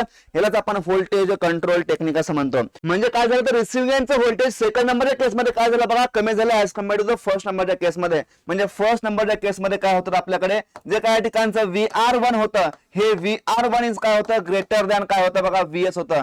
म्हणजे सेंडिंग एंड व्होल्टेज पेक्षा हे रिसिव्हिंग एंडचं व्होल्टेज काय होतं जास्त होतं. त्याला आपल्याला काय करायचं कमी करायचं आहे. आपण काय युज केलं तर काही शंट इंडक्टर युज केला. आता शंट इंडक्टर आपण काय म्हणतो शंट रिएक्टर असं म्हणतो. म्हणजे ऍक्च्युली आपल्या रिसिव्हिंग एंडचं व्होल्टेज कमी करायचं आहे म्हणजे ऍक्च्युली फॅराडे इफेक्ट आपल्याला कमी करायचा आहे. आपण कोणते डिव्हाइस युज करतो तर आपण शंट इंडक्टर आपण काय करतो कनेक्ट करतो. आता हा जो काही शंट इंडक्टरची व्हॅल्यू किती असते तर simply XSH is equal to किती असतो B divided by 1 minus A where B and A are the ABCD parameter of the transmission line. म्हणजे ऍक्च्युली जो काही फॅराडे इफेक्ट कंट्रोलच्या केसमध्ये जो काही शंट रिएक्टर लागेल या शंट रिएक्टरच्या ठिकाणी व्हॅल्यू किती असेल तर सिम्पली या ठिकाणी XSH इक्वल टू काय असेल तर B divided by 1 minus A ही काय याची व्हॅल्यू असेल. म्हणजे या ठिकाणी इकॉनॉमिकल आपल्याकडे काय आहे तर economical to have VR2 is a greater than VS. म्हणजे सेंडिंग एंडच्या व्होल्टेज पेक्षा VR2 सेकंड केस मधलं रिसिव्हिंग एंडचं व्होल्टेज काय पाहिजे जास्त पाहिजे का कारण आपल्याकडे जो काही लोड आहे तो लोड कसा आहे तर कॅपॅसिटिव्ह नेचरचा आहे म्हणून. मग जर आपण फेजर डायग्रामचा विचार केला तर फेजर डायग्राम बघा काहीशी आपल्याकडे अशा पद्धतीचे आहे. आता या फेजर डायग्राम मध्ये काय बघा फर्स्ट नंबरच्या केसमध्ये आपल्याकडे काय होतं रिसिव्हिंग एंडचं व्होल्टेज काय होतं बघा तर जास्त होतं. आता फेजर मध्ये आपण जर विचार केला लोड जर हा या ठिकाणी लिडिंग पॉवर फॅक्टरचा असेल कॅपॅसिटिव्ह नेचरचा असेल तर त्या केसमध्ये फर्स्ट नंबरचा करंट काय करेल लीड करेल किती ना तर 5-1 ना म्हणजे आता एखाद्या फर्स्ट नंबरच्या केस मधला 5-1. आता जर आपण शंट इंडक्टर कनेक्ट करूया त्या केसमध्ये व्होल्टेज काय होते कमी होत आहे. त्या केसमध्ये इंडक्टिव्ह करंट काय होईल तर असं आपण दिलं हा जो ठिकाणचा IL आपल्याला काय करायचं आहे तर फर्स्ट नंबरच्या कॅपॅसिटी करंट कॉम्पन्सेट करायचा आहे. म्हणजे हा फर्स्ट नंबरचा केस मधला करंट आहे याला आपण कॉम्पन्सेट करूया हा इथं आला त्या केसमध्ये बघा हा सेकंड नंबरचा कंडल आपल्याकडे I2 म्हणजे हा काय झाला I2. I2 power factor I2 तर इथला अँगल होतो φ2 काय झाला φ2. म्हणजे या केसमध्ये जो काय φ2 तो φ2 अगेन काय तर लेस दॅन φ1 आहे आणि असं असल्याच्या कारणामुळे जो काय कॉस ऑफ φ2 आहे तो कॉस ऑफ φ2 अगेन काय होतोय आणि जास्त होते as compare to cos of φ1. म्हणजे याही केसमध्ये काय होतं आपल्याकडे तर पॉवर फॅक्टर काय होतं याच्यामध्ये इम्प्रूव्ह होतोय. पण प्रॅक्टिकली आपल्याकडे लोड हा कॅपॅसिटी असणं या ठिकाणी पॉसिबल नाही आहे. म्हणून या ठिकाणी जो काही शंट इंडक्टर आहे त्या शंट इंडक्टरचा आपण उपयोग कुठे करतो तर फॅराडे इफेक्ट कंट्रोलसाठी करतो. कारण या केसमध्ये त्याला आपण पॉवर फॅक्टर यूज करायला गेलो तर एकाने आपल्याकडे जे काय असणारे लोड आहे ते लोड हे ठिकाणी लीडिंग पॉवर फॅक्टरचे नसतात. म्हणजे फॅराडे इफेक्ट म्हणजे काय तर पहिल्या केसमध्ये व्होल्टेज होतं VR1 रिसिव्हिंग एंडचं, दुसऱ्या केसमध्ये आपण काय केलं त्याला तर कमी केलं VR2 ला केलं. ह्यालाच आपण काय म्हणतो तर फॅराडे इफेक्ट असं म्हणतो. या गोष्टीमध्ये महत्वाच्या आहेत आणि त्या लक्षात ठेवायच्या आपल्याला आहेत. Power factor will be improved by the placing the shunt reactor only when the load is a leading, which is not practical. So shunt reactor is not a practical power factor correction device. Practical shunt reactor will be called as Faraday effect control device. आणि या केसमध्ये जो काही shunt reactor असेल त्याची value असेल simply mod of B divided by काय असेल तर A minus mod of A. म्हणजे या ठिकाणी हे काय तर एबीसीडी पॅरामीटर आहेत. आता reactive power absorb by the shunt inductor काय असेल सिम्पली तर या ठिकाणी QSH of the shunt inductor is equal to काय तर P इंटू काय तर टॅन ऑफ φ2 मायनस काय तर φ1 आहे. आता ड्युरिंग द ऑपरेशन जे काय या ठिकाणी रिएक्टिव्ह पॉवर आहे ते रिएक्टिव्ह पॉवर पर फेज काय असेल तर VPH चा स्केल काय एक्सेल पर फेज असेल. 3 फेज काय सिम्पली 3 ने मल्टिप्लाय करा म्हणजे आपला 3 फेज चे पाहिजे काय करा सिम्पली 3 ने मल्टिप्लाय करण्याचा प्रयत्न करा म्हणजे 3 इंटू VPH चा स्क्वेअर एक्सेल होईल. आता 3 च्या केस मध्ये अगेन काय तर VPH चा स्क्वेअर डिवाइड बाय काय तर ओमेगा L पर फेज. म्हणजे काय झाले तर आपण इंडक्टिव्ह रिएक्टन्स लिहिलं कशामध्ये तर ओमेगा मध्ये आणि L मध्ये लिहिलं. देअरफॉर जो काय ठिकाणी Q ऑफ शंट इंडक्टर आहे that is Q of shunt inductor होईल डायली प्रश्न कोणानंतर बघा VPH चा स्क्वेअर डिवाइड बाय काय तर फ्रिक्वेन्सी आहे कोणाला ठिकाणी फ्रिक्वेन्सी आहे ऍट द डिझायनिंग स्टेट. जो काय ठिकाणी L पर फेज आहे कुठून कॅल्क्युलेट करायचा तर या फॉर्म्युला घ्यायचा कुठल्या तर या formula that is L per phase equal to simply काय असेल बघा VPH चा स्क्वेअर 3 VPH चा स्क्वेअर डिवाइड बाय ठिकाणी काय असेल तर Q ऑफ शंट इंडक्टर असेल इंटू या ठिकाणी काय असेल तर ओमेगा असेल. आणि तो आपल्याकडे हा फॉर्म्युला म्हणजे जो आपल्याला इंडक्टर या ठिकाणी डिझाइन करायचा आहे जो ते आपल्याला शंट मध्ये प्लेस करायचा तो कसा असेल तर या ठिकाणी या व्हॅल्यूचा असेल. ही गोष्ट आपल्या याच्यामध्ये लक्षात ठेवायची आहे कोणाच्या केसमध्ये तर शंट इंडक्टरच्या केसमध्ये.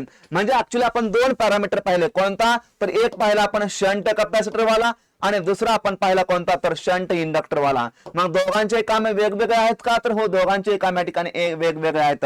हा काय करेल तर या ठिकाणी अंडर व्होल्टेजला कंट्रोल करेल आणि हा काय करेल तर ओव्हर व्होल्टेजला कमी करण्याचा प्रयत्न करेल. म्हणजे हा ऍक्च्युली काय तर पॉवर फॅक्टर करेक्शन डिव्हाइस आहे. हा काय तर actually Faraday effect control device आहे. फॅराडे इफेक्ट कंट्रोल डिव्हाइस आहे. हाही आपण पॅरलल मध्ये कनेक्ट करतो शंट मध्ये हाही काय करतो शंट मध्ये कनेक्ट करतो. हा काय करेल ऍक्च्युली रिएक्टिव्ह पॉवरला काय करेल इंजेक्ट करण्याचा प्रयत्न करेल आणि हा एक्सेस ऑफ रिएक्टिव्ह पॉवरला काय करेल तर ऑब्झर्व करण्याचा प्रयत्न करेल. हा आपण यूज करतो कधी तर in case of the lagging power फॅक्टरच्या लोड मध्ये आपल्याला काय असेल तर रिसिव्हिंगचं व्होल्टेज कमी असेल त्याला इम्प्रूव्ह करायचा आहे म्हणजे अंडर व्होल्टेजच्या केसला उपयोग करतो. म्हणजे लॅगिंग पॉवर फॅक्टर लोड आपण काय करूया लीडिंग पॉवर फॅक्टरचा काय करूया कॅपॅसिटन्स कमेंट करूया जेणेकरून काय करेल हा लीडिंग करंट कॉम्पन्सेट करणार तर लॅगिंग करंटला. याचा उपयोग कुठे करतो तो शंट इंडक्टर आहे का हो आहे. आपण याला काय करेल तर रिएक्टिव्ह पॉवर ऑब्झर्व करेल. म्हणजे जो या ठिकाणी लीडिंग पॉवर फॅक्टरचा लोड आहे का त्या लीडिंग पॉवर फॅक्टर जर आपल्याकडे लोड असेल तर रिसिव्हिंगचं व्होल्टेज कसं जास्त असेल म्हणजे काय सेंडिंग जास्त असेल. आता जास्त व्होल्टेजला कमी करायचा आहे म्हणजे याचा उपयोग कुठे करतो तर in case of the over voltage मध्ये करतो. कुठं तर ओव्हर व्होल्टेजला कमी करायचा आहे आपण काय करूया या ठिकाणी शंट इंडक्टर यूज करूया. याही गोष्टी याच्यामध्ये आपल्याला महत्वाच्या आहेत. आता आपण पाहतो काय तर सिरीज कॉम्पन्सेशन यामध्ये फर्स्ट आहे कोणता तर सिरीज कॅपॅसिटर. मग सिरीज कॅपॅसिटर आपण काय करतो काय तर सिरीज मध्ये तर जो काय ट्रान्समिशन लागला इम्पिडन्स आहे त्याला काय आपल्याला मॉडिफाय करायचा आहे. आपण पाहिलं कोणता शंट मध्ये डिव्हाइस पाहिले शंट कॅपॅसिटर आणि शंट इंडक्टर यांचे काम काय होते तर करंटला मॉडिफाय करायचं. आपण सिरीज कॉम्पाउंड मध्ये काय पाहतो तर इम्पिडन्सला आपण मॉडिफिकेशन कसं करतो मॉडिफाय कसं करतो. Series compound is the method of improving the system off voltage bye connecting a capacitor in a series with the transmission line. Transmission लाईनच्या सिरीज मध्ये काय करायचा कॅपॅसिटन्स कनेक्ट करायचा. आता फॉर एक्झाम्पल आपल्याकडे काय करतो आपण फॉर एक्झाम्पल माझ्याकडे हे काय तर अशा पद्धतीचे ट्रान्समिशन लाईन आहे याचा रिएक्टन्स काय तर हा X आहे माझ्याकडे हे ट्रान्समिशन लाईन. आता मी याच्यामध्ये काय करतोय कॅपॅसिटन्स काय करतो मी ऍड करण्याचा प्रयत्न करतो. फॉर एक्झाम्पल हा असेल -X चा म्हणजे हा काय त्याचा रिएक्टन्स आहे हा काय तसं आपण कॅपॅसिटन्स ऍड केला झाला रिॲक्टन्स झाला म्हणजे नेट रिॲक्टन्स या ठिकाणी एक्स इक्वल काय झालं बघा तर एक्स मायनस एक्ससी झाला म्हणजे नेट रिॲक्टन्स काय झाला या तर कमी झाला नेट रिॲक्टन्स कमी झाला म्हणजे काय इम्पेडन्स कमी झाला का तर कमी झाला म्हणजे इम्पेडन्स मॉडिफाय झाला का तर झाला म्हणजे ऍक्च्युली जे काय सिरीज कॉम्पन्सेशन आहे याच्यामुळे जर आपण सिरीज कॅपॅसिटर पाहिला तर त्याच्यामुळे काय होतंय इम्पेडन्स हा मॉडिफाय होतोय इम्पेडन्स कमी होतोय म्हणजे ऍक्च्युली जो काय आय इंटू झेड चा ड्रॉप आहे हा ड्रॉप काय होतो तर कमी होतोय हा जर काही ड्रॉप कमी होत असेल तर या ठिकाणी रिसिव्हरचं व्होल्टेज वाढेल का तर या ठिकाणी रिसिव्हरचं व्होल्टेज काय होईल तर या ठिकाणी वाढेल सेकंड नंबरची केस आहे आता या ठिकाणी मी हा कॅपॅसिटर कनेक्ट न करता जर या ठिकाणी मी या ठिकाणी एक इंडक्टर कनेक्ट करायला गेलो म्हणजे जर रिॲक्टर मी कनेक्ट केलं असेल तर आपण म्हणतो काय तर सिरीज रिॲक्टर काय म्हणतो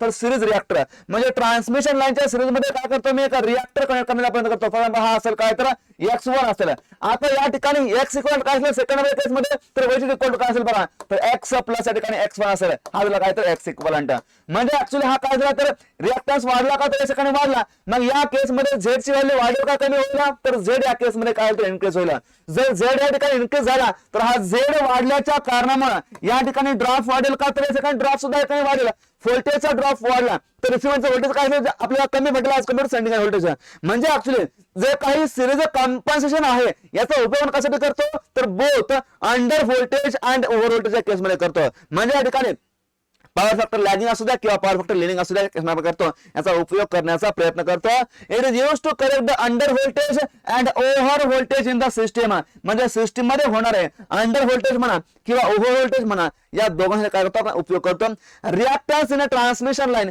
can be modified to reduce the voltage drop in the line आपण पाहिलं it can work with leading as well as lagging आपण बघितलं in this method fault control is done by the change in the reactance of the transmission line आता आपल्याला fault change करायचा fault current change करायचा आपण transmission लाईनचा reactance काय करूया मॉडिफाय करूया due to the series capacitor maximum power transfer capability and steady state stability limit of the system काय होतं इन्क्रीज होतं म्हणजे ऍक्च्युली जे काय ठिकाणची पेमॅक्स असते का कुठं पाहतो आपण तर पॉवर स्टॅबिलिटी पाहतो पेमॅक्स इज इक्वल काय असतं ईबी डिवाइड बाय काय असतं एक्स असतं हा एक्स ला जर आपण एकाने मॉडिफाय केलं तर काय होईल एकाने मॅक्सिमम पॉवर काय होईल तर एकाने इम्प्रूव्ह होईल आणि सिस्टमची स्टॅबिलिटी काय होईल वाढेल हे काय तर याचे सिरीज कॅपॅसिटरचे ऍडव्हान्टेज आहेत fault level in a system increases आता सिस्टम मध्ये फॉल्ट लेवल एकाने वाढतोय याचा अर्थ काय तर जो काय फॉल्ट काय होतो तर वाढतोय हा कसा वाढतोय याच्यावर आपण डिस्कस करूया during the fault large voltage appears across the series capacitor such that capacitor may be damaged and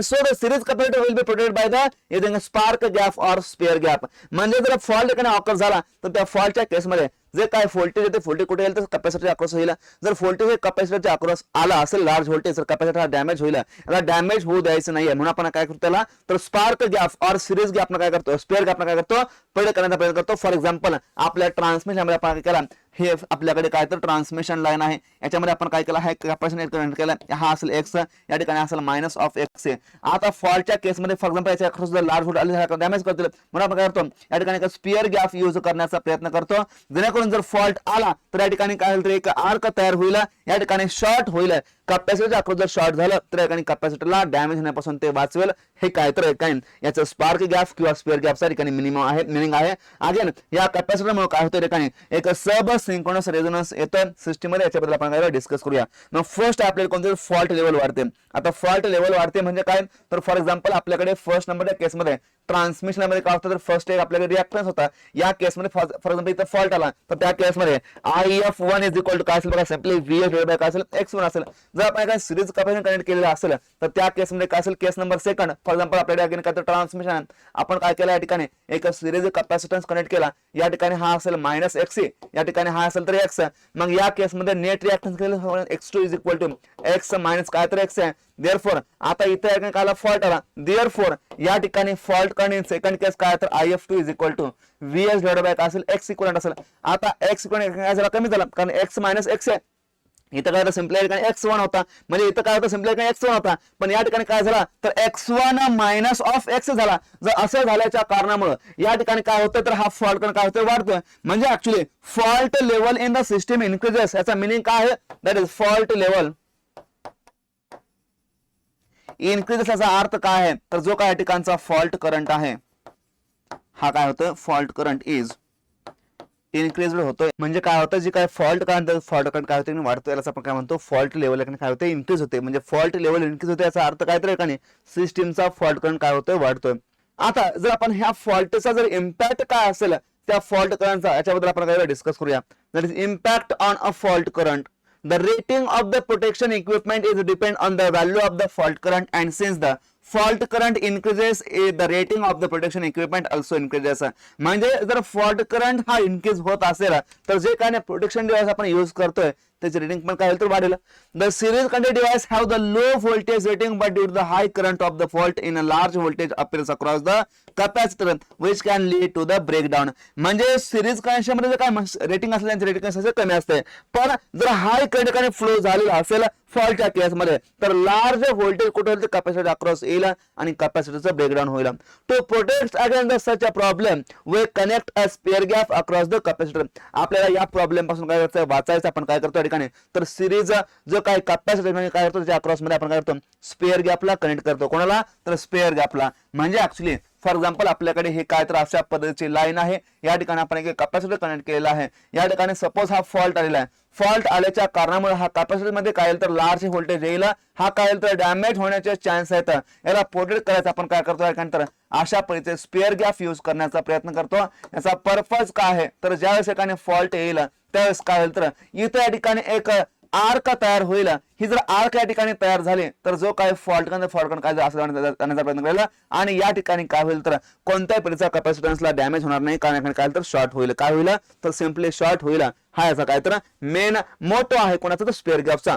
आता ऍक्च्युली आपण जो काही कॅपॅसिटर आहे तो कॅपॅसिटर काही लावल्यामुळे इम्पॅक्ट काय होतं याच्याबद्दल डिस्कस करूया. फॉर एक्झाम्पल या ठिकाणी काय आहे तर विदाउट सिरीज कॅपॅसिटर, मग त्या केसमध्ये डेल्टा V1 हे काय तर एखाद्या असणारा व्होल्टेज ड्रॉप आहे which is equal to IR into cos of phi plus I into XL of sine of phi. या ठिकाणी R प्लस JXL म्हणजे काय तर ट्रान्समिशन लाईनचा ठिकाणी इम्पेडन्स आहे. आता जर आपण सेकंड नंबर केसचा विचार केला विथ अ सिरीज रिएक्टर, तर या सिरीज रिएक्टरच्या केसमध्ये काय होतंय तर VS इथे सेंडिंगचा आहे, VR इथे काय तर रिसिव्हिंग एंडचा आहे, R प्लस JXL हा तर ट्रान्समिशन इम्पेडन्स आहेच, पण आपण काय करतोय मायनस JXC म्हणजे कॅपॅसिटर आपण काय करतोय सिरीज मध्ये कनेक्ट करण्याचा प्रयत्न करतोय. मग हा कॅपॅसिटर आपण सिरीज मध्ये लावल्यामुळे ट्रान्समिशन लाईनचा नेट रिएक्टन्स काय कंट्रोल केला जाईल. म्हणजे ऍक्च्युली जो आपण R प्लस JXL इथे लिहिला होता तो आपल्याला मॉडिफाय करता येईल काय तर XL मायनस XC करावं लागेल. म्हणजे यावेळेस आपण XL मायनस XC करतोय. याच्या केसमध्ये काय होतंय तर हा जो काय I into XL minus XC आहे हा ड्रॉप या ठिकाणी काय होतोय कमी होतोय. जर हा ड्रॉप या ठिकाणी कमी होत असेल तर जो काही डेल्टा V2 आहे म्हणजे सेकंड नंबर केसमध्ये व्होल्टेजचा ड्रॉप काय होतोय तर कमी होतोय ऍज केस नंबर फर्स्ट पेक्षा. म्हणजे delta V2 is less than delta V1. जर असा ड्रॉप कमी होत असेल तर सेकंड नंबरच्या केस मधलं जे काही व्होल्टेज आहे VR2 is greater than VR1 होईल. का कारण ज्यावेळेस व्होल्टेजचा ड्रॉप या ठिकाणी ऑटोमॅटिकली कमी होईल त्या केसमध्ये रिसिव्हिंग एंडचं व्होल्टेज काय तर बूस्ट होईल. हे काय त्याचा मेन ऍडव्हान्टेज आहे. The series compensation will be considered if X/R ratio is high. Series compensation विचार कधी करतो जर हा रेशो ठिकाणी हाय असेल कोणाचा तर X/R चा. The percentage compensation is equal to काय असतं तर XC divided by XL into काय असतं 100 असतं. काय तर XC by XL into 100. The amount of reactive power of the series capacitor किती असते तर सिरीज मध्ये करंट सेम असतो. That is the series capacitor power is equal to I square into XC per phase आहे. The voltage boost produced by the series capacitor कसं असं बघा तर delta V is equal to simply काय तर I into XC sine of phi आहे. काय तर I into XC sine of phi आहे. म्हणजे ऍक्च्युली जो काही सिरीज कॅपॅसिटर आहे हा काय करतो आपल्याकडे तर लाईनचं व्होल्टेज तर मॉडिफाय करतोच. आपण कुठे पाहिलं इथं पाहिलं. त्याचबरोबर लाईनचा इम्पेडन्स काय करतोय मॉडिफाय करतोय, व्होल्टेजचा ड्रॉप मॉडिफाय करण्याचा प्रयत्न केलेला. अगेन काय केलं या ठिकाणी ओव्हर व्होल्टेजला आणि अंडर व्होल्टेजला कंट्रोल करण्याचा प्रयत्न केलेला. ड्रॉबॅक हाच आहे की याच्यामध्ये काय होतं फॉल्टची लेवल काय होते वाढते. हा याचा काय तर ड्रॉबॅक आहे. आता सब सिंक्रोनस रेझोनन्स म्हणजे काय the electrical network exchanges energy with the turbine generator at the one or more natural frequency of the combined system below the synchronous frequency of the system. The oscillation may be due to the LC series circuit formed in case of the series compensated transmission line. Due to the oscillation of the torque may be increased which can damage the shaft of the rotor. आता जर rotor angle जर एखादा oscillation होत असतील actually जो काय rotor angle असतो तो काय असतो त्याला आपण डेल असं म्हणतो. त्याला आपण सिंपली काय म्हणतो तर पॉवर अँगल असं म्हणतो. हा जो काय पॉवर अँगल आहे, पॉवर अँगल कोणामधला असतो तर या ठिकाणी रोटारचा रेफरन्स ऍक्सेस आहे, म्हणजे रोटार मधून गेलेला ठिकाणी ऍक्सेस आहे, आणि रोटारचा जो काय सिंक्रोनस रिव्हॉल्विंग फील्ड आहे याच्यामधला अँगल, हा जो काय डेल हा अँगल, तो डेल काय पाहिजे, काय कमी पाहिजे, स्मॉल पाहिजे, ऍक्च्युली आयडियल तो 0 पाहिजे. जर हा अँगल या ठिकाणी नसेल 0 तर या ठिकाणी काय होईल तर रोटारचे ऑसिलेशन होतील.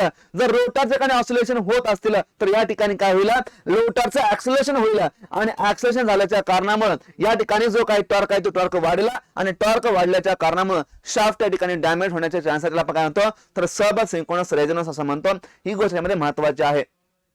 Next advantage of the series compensation first आहे इनक्रीज पॉवर ट्रान्सफर कॅपॅबिलिटी. का तर P is equal to simply काय तर EB डिवाइड बाय काय तर X असं म्हणतो. आता X हा कमी झाल्याच्या कारणामुळे पॉवर काय होतं वाढेल, याचा आपण सिम्पली काय म्हणतो तर P max असं म्हणतो. काय म्हणतो P max. स्टॅबिलिटी वाढवतं का तेच वाढवतंय, स्टेडी स्टेट स्टॅबिलिटी लिमिट काय असतं which equal to simply EV by X असतं. काय असतं EV बाय X म्हणजेच P max असतं. Improve the load division among the parallel करतं का करतं, इम्प्रूव्ह द व्होल्टेज करतं का तर करतं, व्होल्टेज रेग्युलेशन करतं. डिसअडवांटेज काय बघा, फॉल्ट सिस्टम काय होतं इनकेस होते. There is sub synchronous resonance आहे का तर यस आहे. During the fault large voltage appear across the series capacitor such that capacitor may be damage होऊ शकतो. याला आपल्याला प्रोटेक्ट आपण काय करतो, sparking gap or simply spare gap use करण्याचा प्रयत्न करतो. ड्रॉबॅक आहे तर again series capacitor use to combined inductance of the transmission line, they will increase the transmission capability and stability of the line. These are also used as to share the load between the parallel line. Whenever the inductive load is connected at a transmission line, power factor असेल lagging असेल because of the lagging load current. To compensate the shunt capacitor काय होतो current करतोय which draws the leading current. काय करतो leading करंटला स्वरूपासून घेण्याचा प्रयत्न करतोय. the power factor काय इम्प्रूव्ह होतं. Series reactor are used as a current limiting reactor. आता सिरीज रिएक्टर आपण यूज करतो कशासाठी तर सिरीज रिएक्टर हे जनरली आपण करंट लिमिटिंग रिएक्टर म्हणून यूज करतो. To increase the impedance, they are also used to limit the starting current of the synchronous electrical motors and do compensate reactive power in order to improve the transmission line ची capability improve करायचं आहे. म्हणजे actually series रिएक्टरचा purpose काय आहे तर एकाने fault करंटला कमी करायचा आहे, फॉल्ट करंटला रिड्यूस करायचा आहे. सिरीज रिएक्टर म्हणजे काय तर ट्रान्समिशन लाईनच्या सिरीज मध्ये काय करायचा, इम्पेडन्सच्या सिरीज मध्ये असेल किंवा रेजिस्टन्स मध्ये काय असेल एक ॲडिशनल रिएक्टर कनेक्ट करायचं जेणेकरून काय होईल तर इफेक्टिव्ह रिएक्टन्स वाढेल, इम्पेडन्स वाढेल, करंट काय होईल तर कमी होईल. Next shunt reactor is absorber of the reactive power thus increasing the energy efficiency of the system.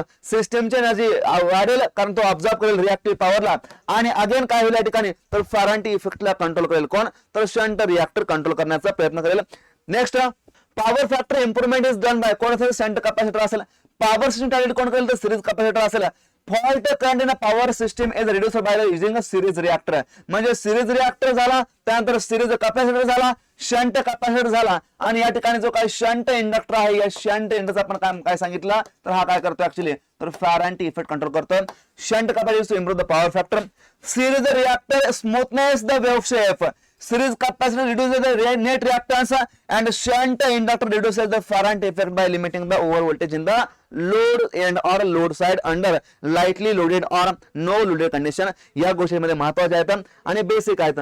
Difference दोघांमधला काय तर या ठिकाणी हा काय तर शंट कॅपॅसिटन्स आहे आणि या ठिकाणी हा काय तर सिरीज आहे. आता शंट कॅपॅसिटन्स जे काय ठिकाणी व्होल्टेज प्रोड्यूस केलं असेल कसं असेल युनिफॉर्म डिस्ट्रीब्युट असेल. या केस मध्ये कसं आहे तर sudden and boost at a point where it is connected. म्हणजे या ठिकाणी काय तर युनिफॉर्मली व्होल्टेज कंट्रोल आहे, या ठिकाणी काय तर सडन आहे आणि बूस्ट आहे. There is no change in stability, पण याच्यामध्ये स्टॅबिलिटी मध्ये इम्प्रूव्हमेंट होईल का तर येस होईल. There is a improvement in power factor, इथे होईल का तर या ठिकाणी होणार नाही.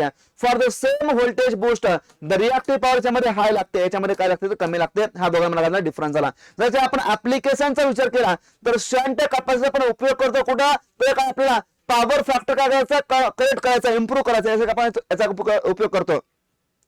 म्हणजे shunt capacitor are primarily used for the improvement of the power factor in the network. They also improve the voltage stability and reduce the network losses. Shunt capacitor under voltage ला काय इम्प्रूव्ह करण्याचा प्रयत्न करेल, म्हणजे काय व्होल्टेजची stability वाढवतील आणि पॉवर लॉस काय करतील कमी करतील.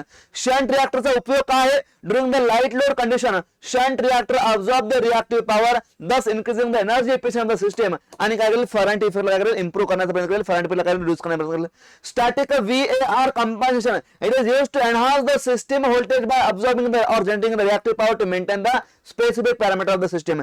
सिरीज कॅपेसिटर काय करेल तर it's help improving the power transfer capability असेल. हे काय तर आपल्याकडे वेरियस याचे ऍप्लिकेशन आहेत. आता डायनामिक व्होल्टेज कंट्रोल मध्ये कोणते येतात तर काय सिंक्रोनस फेज मॉडिफायर असेल, त्यानंतर सिंक्रोनस कॅपॅसिटर असेल आणि सिंक्रोनस इंडक्टर असेल. आता डायनामिकच्या केसमध्ये आपण काय करतोय the use of the synchronous motor for the voltage control is called as dynamic voltage control as it has a rotor which is a rotating part. Based on the excitation of the synchronous motor we can control the reactive power of the motor. म्हणजे excitation नुसार आपण काय करतो reactive पॉवरला control करण्याचा प्रयत्न करतोय. म्हणजे या ठिकाणी ओव्हर एक्साइटेशन आहे, अंडर एक्साइटेशन आहे. ओव्हरच्या केस मध्ये काय असेल तर एक्साइटेशन कसं जास्त असेल म्हणजे E इज ग्रेटर दॅन काय असेल तर V इंटू कॉस डेल पेक्षा काय ग्रेटर असेल याला म्हणतो ओव्हर एक्साइटेशन.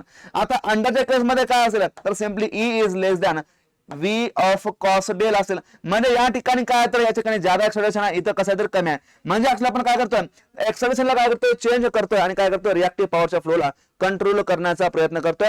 मग फर्स्ट आहे सिंक्रोनस कंडेन्सर और कॅपॅसिटर. आता सिंक्रोनस कंडेन्सर म्हणायचं it is an over excited synchronous motor operating at a no load condition. म्हणजे सिंक्रोनस कंडेन्सर किंवा सिंक्रोनस कॅपॅसिटर म्हणजे काय तर एक डायनामिक व्होल्टेज कंट्रोल आहे. ही काय तर ओव्हर एक्साइटेशन मध्ये वर्क करणारी सिंक्रोनस मोटर आहे जी काही नो लोडच्या केसमध्ये काय करते वर्क करते. At no load condition real power drawn by the synchronous motor किती तर 0 आहे. Whereas the reactive power injected in the synchronous motor into the bus. म्हणजे काय करते काय रिएक्टिव्ह पॉवरला इंजेक्ट करते. During the over excitation the field current given to the rotor field winding is very high so that the flux produce is more hence the E is काय तर greater than V आहे. म्हणजे action कसं तर जास्त आहे. जर त्याकडे जास्त असेल तर काय करेल देण्याचा प्रयत्न करेल. The synchronous condenser is similar to the shunt capacitor so it can be also called as the power factor correction device. हे काय तर ऍक्च्युअली शंट कॅपॅसिटर सारखंच आहे म्हणून आपण काय म्हणतो तर पॉवर फॅक्टर करेक्शन म्हणतो. पॉवर फॅक्टर सिंक्रोनस कॅपॅसिटर कसा तर 0 पॉवर फॅक्टर लीडिंग असतो. कसा असतो 0 पॉवर फॅक्टर लीडिंग. म्हणजे ऍक्च्युअली याच्यामध्ये लक्षात काय ठेवायचं तर याचा आपण ऑपरेशन करतोय कुठं तर ओव्हर एक्साइटेशनला आणि हा कसा आहे तर नो लोड मध्ये वर्क करतोय. कसा तर नो लोडच्या कंडिशनला आणि हे काय तरी सिंक्रोनस मोटर आहे. नेक्स्ट आपल्याकडे सिंक्रोनस कॉइल और इंडक्टर आहे. आता याचा फंक्शन कोणासारखा आहे तर शंट इंडक्टर आहे. कोणासारखा तर जो काय आपण शंट इंडक्टर पाहिला त्यासारखा हा काय करतो सेम बिहेवियर करण्याचा प्रयत्न करतोय. फक्त हा अप्रोच तर अंडर एक्साइटेशनला कुठं under excitation. It is under excited synchronous motor operating at no लोडला. कुठं आहे तर नो लोडलाच आहे. अगेन मोटर आहे पण कुठं फक्त अंडर एक्साइटेशन मोडला. At no load condition real power drawn by the synchronous motor किती 0 आहे. whereas the reactive power काय होईल absorbed by the synchronous motor is from the bus. म्हणजे काय करते रिएक्टिव्ह पॉवरला घेण्याचा प्रयत्न करते. During the norm under excitation field current कसा आहे तर कमी आहे so that the flux produced is low and hence is काय तर less than V आहे. Synchronous coil is similar to the shunt inductor so this is called as Faraday effect control device. याचा power factor किती असतो तर 0 power factor lagging. किती असतं 0 power factor lagging. हे याच्यामध्ये महत्वाची गोष्ट लक्षात ठेवायची. Synchronous phase modifier. आता सिंक्रोनस फेज मॉडिफायर हे काय तर डायनामिक कंट्रोल आहे. आतापर्यंत आपण पाहिलं की मशीनला काय करतो आपण नो लोडला काय करतो वर्क करण्याचा प्रयत्न करतो. या ठिकाणी काय तर मशीनला loaded synchronous motor with over excitation is called as a synchronous phase modifier. त्याला आपण म्हणतो फेज ऍडव्हान्सर. म्हणजे आपण आतापर्यंत नो लोड पाहिला का हो पाहिला. या केस मध्ये लोड प्रेझेंट आहे का तर या ठिकाणी आहे. जर आपण मशीन वरती या ठिकाणी लोड लावला कुठल्या मशीन वरती सिंक्रोनस मोटर वरती आणि जर त्याला आपण ओव्हर असण्याच्या केस मध्ये ऑपरेट करायला गेलो तर या ठिकाणी काय त्याला आपण फेज ऍडव्हान्सर असं म्हणूया.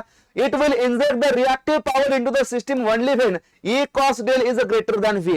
आता याचा उपयोग आपण करतोय कुठं तर ओव्हर एक्साइटेशनच्या केस मध्ये. ओव्हर एक्साइटेशन आहे म्हणजे काय त्याच्याकडे रिएक्टिव्ह पॉवर कशा तर जास्त आहे. रिएक्टिव्ह पॉवर एकाने जास्त असेल तर काय करेल देण्याचा प्रयत्न करेल म्हणून काय करते ते इंजेक्ट करते reactive power into the system. Power factor system काय होते इम्प्रूव्ह होते.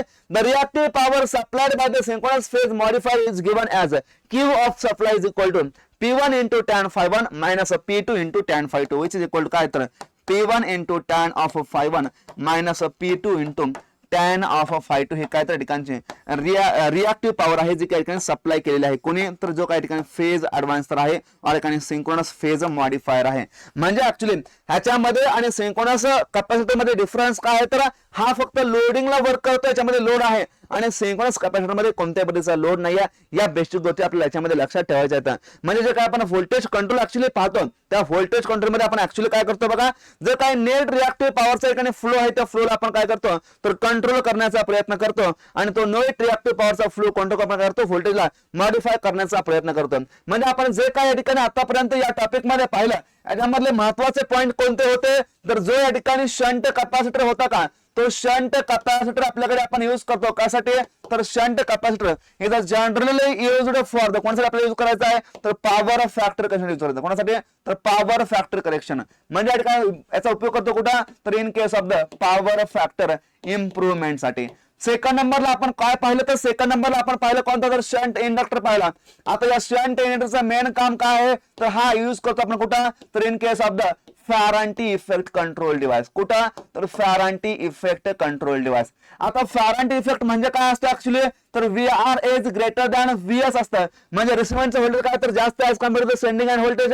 म्हणजे या ठिकाणी लोड कसा रिसिव्हरला तर या ठिकाणी असेल लोड हा लिडिंग पॉवर फॅक्टर असेल. म्हणजे शंट इंडक्टर हा जनरली आपण कुठे यूज करतो तर ऍट लिडिंग पॉवर फॅक्टरच्या लोडच्या केसमध्ये. कुठं तर लिडिंग पॉवर फॅक्टरच्या केसमध्ये. आता लिडिंग आहे तर या ठिकाणी काय असतील तर ओव्हर व्होल्टेज असतील. काय असतील ओव्हर व्होल्टेज असतील. हाय पॉईंट आपण लक्षात ठेवायचा. त्यानंतर आपण पाहतो कोणता तर काय आपण पाहिला सिरीज कॅपॅसिटर. कोणता सिरीज कॅपॅसिटर. या सिरीज कॅपॅसिटरचा उपयोग काय करतो तर बोथ ओव्हर व्होल्टेज आणि अंडर व्होल्टेजच्या केसमध्ये करतो. सर्वात जास्त फायदा आपण कुठे घेतो तर ट्रान्समिटरचा आपल्याला इम्पिडन्स मॉडिफाय करायचा. इम्पिडन्स मॉडिफाय केला की आपल्याला ड्रॉप या ठिकाणी मॉडिफाय होईल. ड्रॉप मॉडिफाय झाला की या ठिकाणी व्होल्टेज काय होईल मॉडिफाय होईल. म्हणजे ऍक्च्युली ड्रॉप जर आपण कमी करत असेल तर त्या केसमध्ये काय होतं रिस्पॉन्स व्होल्टेज काय होतं वाढतं. आज याचा उपयोग कुठे करतो तर या ठिकाणी during the Pmax that is maximum power transfer आपल्याला इम्प्रूव्ह करायचा आहे तर आपण स्टेडी स्टेट स्टॅबिलिटी लिमिट असं म्हणतो. म्हणजे आपल्याला स्टॅबिलिटी स्टडी करायचा आहे का यस, स्टॅबिलिटी इम्प्रूव्ह करायचं का यस. काय करा रिएक्टन्सला कमी करण्याचा प्रयत्न करा. रिएक्टन्स आपण कमी करूया कसा तर जे काय कॅपॅसिटर काय करा सिरीज मध्ये कनेक्ट करण्यामध्ये करा रिएक्टन्स काय ऑटोमॅटिक कमी होईल. म्हणजे सिरीज कॅपॅसिटर असेल तर हा इम्पॅक्ट होईल कुठे तर काय ट्रान्समिशन लाईनच्या स्टॅबिलिटी वरती करेल. नेक्स्ट आपण पाहिला कोणता सिरीज रिएक्टर. कोणता तर सिरीज रिएक्टर. आता सिरीज रिएक्टर म्हणजे काय तर फॉर एक्झाम्पल आपल्याकडे हे ट्रान्समिशन लाईनचा काय तर रिएक्टन्स आहे याच्या ऍडिशन मध्ये काय करायचं रिएक्टन्स ऍड करायला आपण काय म्हणतो सिरीज रिएक्टर. फॉर एक्झाम्पल हा X1 आहे हा काय तर फॉर एक्झाम्पल X सिरीज आहे. हा आपण ऍड केल्याच्या कारणामुळे काय होतंय तर जो काय ठिकाणचा असणारा X इक्वलंट आहे का काय होतं तर X1 प्लस X सिरीज होतोय. आता हा ऍड केल्यामुळे काय होतंय रिएक्टन्स या ठिकाणी वाढतोय. रिएक्टन्स वाढल्याच्या कारणामुळे simply I fault is equal to simply V by काय होतं X इक्वलंट. ही टर्म वाढल्यामुळे फॉल्ट लेवल काय होते कमी होते. फॉल्ट करंट काय होतं तर कमी होतंय. हा काय तर सिरीज रिएक्टरचा एक आणि ऍडव्हान्टेज आहे. म्हणजे सिरीज रिएक्टर आपण यूज करतो कशासाठी to limit the fault level or simply fault current. हे काय तर याचं मेन ऍडव्हान्टेज आहे सिरीज रिएक्टरचा. त्यानंतर आपण तीन कंट्रोल पाहिले डायनामिक कंट्रोल. या डायनामिक कंट्रोल मध्ये फर्स्ट होता कोणता synchronous capacitor or synchronous condenser. हा काय होता तर एक सिंक्रोनस मोटर होती जी त्या ठिकाणी काय करायची नो लोडला वर्क करायची पण कुठं तर ओव्हर एक्सायटेशनच्या कंडिशन मध्ये. सेकंड आपण पाहिला सिंक्रोनस इंडक्टर तर असं आपण काय म्हटलं तर सिंक्रोनस कॉइल असं म्हटलं. अगेन ही पण काय एक सिंक्रोनस मोटर आहे कुठं ऑपरेट करते तर नो लोडच्या केस मध्ये कोणत्या पोझिशनला तरी अंडर एक्सायटेशनला. कोणत्या अंडर एक्सायटेशनला म्हणजे फील्ड कसा कमी आहे. थर्ड नंबर आपण पाहिला कोणता सिंक्रोनस फेज मॉडिफायर पाहिजे आपण काय म्हणतो फेज ऍडव्हान्सर असं म्हणतो. हा काय तर ऍक्च्युअली अगेन काय तर सिंक्रोनस मोटर आहे ऑपरेट करते ओव्हर एक्सायटेशनला पण कंडिशन कोणत्या ठिकाणी आहे लोड काय आहे त्या केसमध्ये लोड आहे. म्हणजे काय तर loaded synchronous motor operated at over excitation condition is called as a synchronous phase modifier और फेज ऍडव्हान्सर. अगेन सिंक्रोनस कॅपॅसिटर आणि सिंक्रोनस फेज मॉडिफायर आणि जे काय सेंट कॅपॅसिटन्स आहेत या सगळ्यांचं फंक्शन काय तर सेमच आहे. काय करतील रिएक्टिव्ह पॉवरला इंजेक्ट करतील पॉवर फॅक्टर इम्प्रूव्ह करण्याचं काम करतील. फक्त या ठिकाणी शंट इंडक्टर आणि सिंक्रोनस इंडक्टर काय करतील तर रिएक्टिव्ह पॉवरला घेण्याचा प्रयत्न करतील. याही गोष्टी आपल्यामध्ये लक्षात ठेवायच्या आहेत. व्होल्टेज कंट्रोल मध्ये आपल्याला एवढंच लक्षात ठेवायचं आहे. याच्यावरती आपल्या जनरल एक्झाम मध्ये क्वेश्चन कशाप्रकारे असतात ते क्वेश्चन आपण काय करूया नेक्स्ट मध्ये डिस्कस करूया. या ठिकाणी आपण थांबूया. Thank you very much.